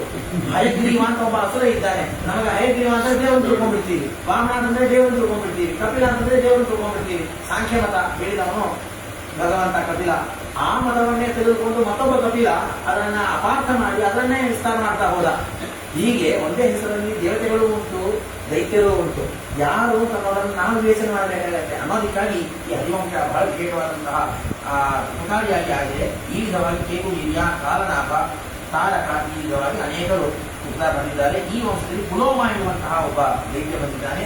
ಹಯಗ್ರೀವಾಸುರ ಹುಟ್ಟಿದ್ದಾನೆ. ಮಯಾಸುರ ವಿಶಿಷ್ಟವಾದಂತಹ ಮಾಯಾಜಾಲ ವಿದ್ಯೆಯನ್ನು ಮಾಡಿದಂಥವನು ಮಯ ಎಂಬುದಾಗಿ ಅವನು ಹುಟ್ಟಿದ್ದಾನೆ. ಶರಭಾಸುರ, ವಿಪ್ರಚಿತ್ತಿ ಇವರೆಲ್ಲ ಆ ವಂಶದಲ್ಲಿ ಬಂದವರು. ಇದಾದ ಮೇಲೆ ಪುಲೋಮ ಎನ್ನುವಂತಹ ಅಸುರನ ಮಗನಾಗಿ ಪೌಲೋಮರು ಅವರೆಲ್ಲ ಹುಟ್ಟಿ ಬಂದರು.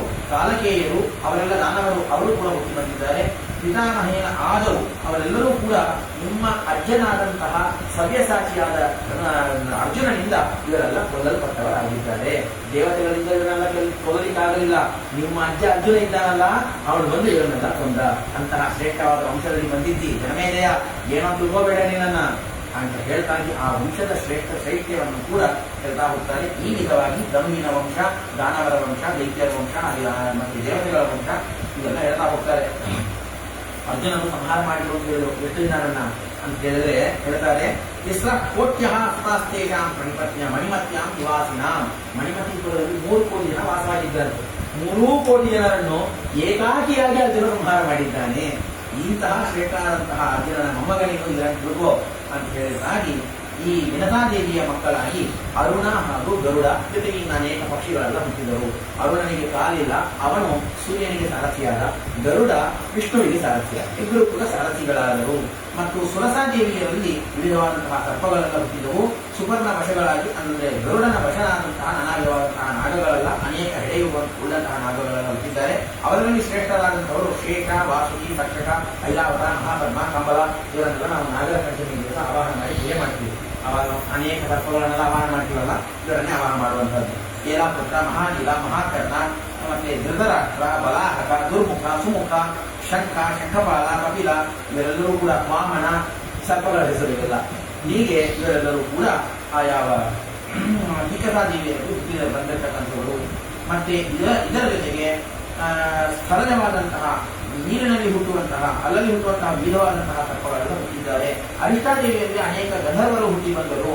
ಇವರೆಲ್ಲರೂ ಕೂಡ ಕಶ್ಯಪರ ಮಕ್ಕಳಾಗಿ ಭೂಮಿಯಲ್ಲಿ ಎಲ್ಲ ಕಡೆಗೆ ತುಂಬಿದ್ದಾರೆ. ಕೇಶಮನ್ನಂತರೇ ಸಾಕು ಸರ್ಗಾಹ ಸ್ವಾರೋಚಿಷೇಸುಂತಹ ಇವೆಲ್ಲ ಈ ಸ್ವಾರೋಚಿಷ ಮನ್ನಂತರದಲ್ಲಿ ಆಗಿರತಕ್ಕಂತಹ ಕಥೆಗಳು. ಇದಾದ ಮೇಲೆ ಸ್ವಯಮೇವ ಪಿತಾಮಹರಾದಂತಹ ಬ್ರಹ್ಮದೇವರು ಮುಂದೆ ಪ್ರಜಾಸರ್ಗವನ್ನು ಇನ್ನೂ ವಿಸ್ತಾರಪಡಿಸಬೇಕು ಅಂತ ಹೇಳಿದಾಗ ವೈವಸ್ವತ ಈ ಮನ್ವಂತರದಲ್ಲಿ ತಥೋ ವಿರೋಧಿ ದೇವಾನಾಂ ದಾನವಾನಾಂಚ ಭಾರತ ಇತಿ ವಿನಷ್ಟಪುತ್ರಾವಿ ಪೋಷಯಾಮಾಸ ಕಶ್ಯಪಂ. ಮುಂದೆ ಏನಾಯಿತು ಅಂತಂದ್ರೆ ದೈತ್ಯಗಳ ಇದರಿಗೆ ಮುಗಿಸೋದು ಬೇಡ ಅಂತ ಮುಂದೆ ದಿತಿದೇವಿ ನನ್ನ ಮಕ್ಕಳೆಲ್ಲ ಸತ್ತೋಗ್ತಾ ಇದ್ದಾರೆ. ದಾನವರ ಯುದ್ಧದಲ್ಲಿ ನನ್ನ ಮಕ್ಕಳೇ ಯಾವಾಗಲೂ ಸಾಯುವಂಥವ್ರು, ದೇವತೆಗಳೆಲ್ಲ ಸುಖವಾಗಿದ್ದಾರೆ. ಯಾವ ದೇವತೆಗಳಿಂದಲೂ ಸಾಯದೇ ಇರುವ ಇಂದ್ರನನ್ನು ಕೊಲ್ಲುವಂತಹ ಕಾರಣ ಹುಟ್ಟಬೇಕು, ಅಂತಹ ಮಗ ಹುಟ್ಟಬೇಕು ಅಂತ ಹೇಳಿದಾಗ ಕಶ್ಯಪರು ವಿಶೇಷವಾಗಿ ಗರ್ಭಧಾರಣವನ್ನು ಮಾಡಿಸಿ ಈ ಗರ್ಭವನ್ನು ನೀವು 3 ವರ್ಷ ಕಾಯಬೇಕು. 3 ವರ್ಷದವರೆಗೂ ಈ ಗರ್ಭಧಾರಣೆ ಮಾಡಬೇಕು. ಏನು ಶ್ರಮ ಆದರೂ ಇವತ್ತೆಲ್ಲ ನಾವು ಕೇಳ್ತೀವಿ, ನೋಡ್ತೀವಿ. ಗೃಹಿಣಿಯರು ಎಷ್ಟು ಕಷ್ಟಪಡ್ತಾರೆ, ಕೂಡ್ಲಿಕ್ಕೆ ಶ್ರಮ, ಹೇಳೋದಕ್ಕೆ ಶ್ರಮ, ಕೂಡ್ಲಿಕ್ಕಾಗೋದಿಲ್ಲ, ತಿನ್ಲಿಕ್ಕಾಗೋದಿಲ್ಲ, ಮಲಗಲಿಕ್ಕಾಗೋದಿಲ್ಲ, ಎಷ್ಟೋ ಶ್ರಮ ಇರುತ್ತೆ. ಅನ್ನೋದಕ್ಕಾಗಿಯೇ ತಾಯಿ ಅನ್ನೋ ಸ್ಥಾನ ಅಷ್ಟು ಶ್ರೇಷ್ಠ ಸ್ಥಾನ. ತಂದೆ ಅಷ್ಟು ಕಷ್ಟಪಡಿರೋದಿಲ್ಲ, ತಾಯಿ ಅಷ್ಟು ಕಷ್ಟಪಡ್ತಾರೆ ಅನ್ನೋದಕ್ಕಾಗಿ ಎಲ್ಲದಕ್ಕೂ ಮೊದಲಿಗೆ ತಾಯಿಗೆ ನಮಸ್ಕಾರ ಅಂತ ಹೇಳೋದು. ಆ ತಾಯಿಯ ಶ್ರಮ ನಾವು ಇವತ್ತು ನೋಡ್ತೀವಿ. 10 ತಿಂಗಳ ಕಾಲ ಎಷ್ಟು ಕಷ್ಟಪಡ್ತಾರೆ ಅಂತ ನೋಡ್ತೀವಿ. 10 ತಿಂಗಳಲ್ಲ, ದಿತಿದೇವಿ ಧಾರಣ ಮಾಡಿದ್ದು ಶರದಾಂ ಶತಂ 100 ವರ್ಷ ಧಾರಣೆ ಮಾಡಿದ್ದಾಳೆ. ಧಾರಣೆ ಮಾಡಿ ಶೌಚಾಚಾರಗಳನ್ನು ಸರಿಯಾಗಿ ಮಾಡಬೇಕು, ವ್ಯತ್ಯಾಸ ಆಗಬಾರದು, ಯಾರನ್ನೂ ನಿಂದಿಸಬಾರದು, ಹಾಗಿರಬೇಕು, ಹೀಗಿರಬೇಕು, ಬೇಕಾದಷ್ಟು ವಿಧಿ ವಿಷಯದಲ್ಲಿ ಹೇಳ್ತಾ ಹೋದು. ಆಗ ಎಲ್ಲವನ್ನು ಮಾಡ್ತಾ ಹೋಗಿದ್ದಾಳೆ. ಪೂರ್ಣ ಗರ್ಭಿಣಿ ಪಾಪ. 9 ತಿಂಗಳು ಕಳೆದರೇನೆ ನಾವು ಕಷ್ಟಪಡ್ತೀವಿ. ಹೆಣ್ಣು ಮಕ್ಕಳು ನಮ್ಮ ಮನೆಯಲ್ಲಿ ಕಷ್ಟಪಡೋದನ್ನು ನಾವು ನೋಡ್ತೀವಿ. ನಾವು ಇವಳು 106 ವರ್ಷಗಳಾಗ್ತಾ ಇದೆ. 90-95 ವರ್ಷ ಎಷ್ಟಾಗಿತ್ತೋ ಗೊತ್ತಿಲ್ಲ. ಧಾರಣೆ ಮಾಡಿದ್ದಾಳೆ, ಕೈಕಾಲಿಗೆ ಹೋಗಿದ್ದಾಳೆ, ಕಾಲಿಗೆ ನೀರು ಹಾಕೊಳ್ಳೋದೇ ಬಂದು ಹೊಡ್ಕೊಂಡು. ಇಂದ್ರದೇವರು ನೋಡ್ತಾ ಇದ್ರು ಯಾವಾಗ ಒಳಗೆ ಪ್ರವೇಶ ಮಾಡೋಣ ಅಂತ. ಇದೇ ಸಂದರ್ಭ ಸಿಕ್ಕಿತು ಅಂತ ಒಳಗೆ ಪ್ರವೇಶ ಮಾಡಿದ್ರು. ತಮ್ಮ ವಜ್ರಾಯುಧದಿಂದ ಆ ಗರ್ಭಕೋಶವನ್ನ 7 ಆಗಿ ಕತ್ತರಿಸಿದ್ರು. 7 ಮಕ್ಕಳು ಅಳತಾಗಿವೆ. ಎಲ್ಲಿ ತಾಯಿಗೆ ಎಚ್ಚರಿಕೆ ಆಗುತ್ತೋ, ತಾಯಿ ಎಲ್ಲಿ ಶಾಪ ಕೊಡ್ತಾರೋ ಅಂತ ಭಯ. ಒಂದೊಂದನ್ನು ಮತ್ತೆ 7 ಆಗಿ ಕತ್ತರಿಸಿದ್ದಾರೆ. 49 ಮಕ್ಕಳು ಏಕಕಾಲದಲ್ಲಿ ಅಳತಾಗಿವೆ.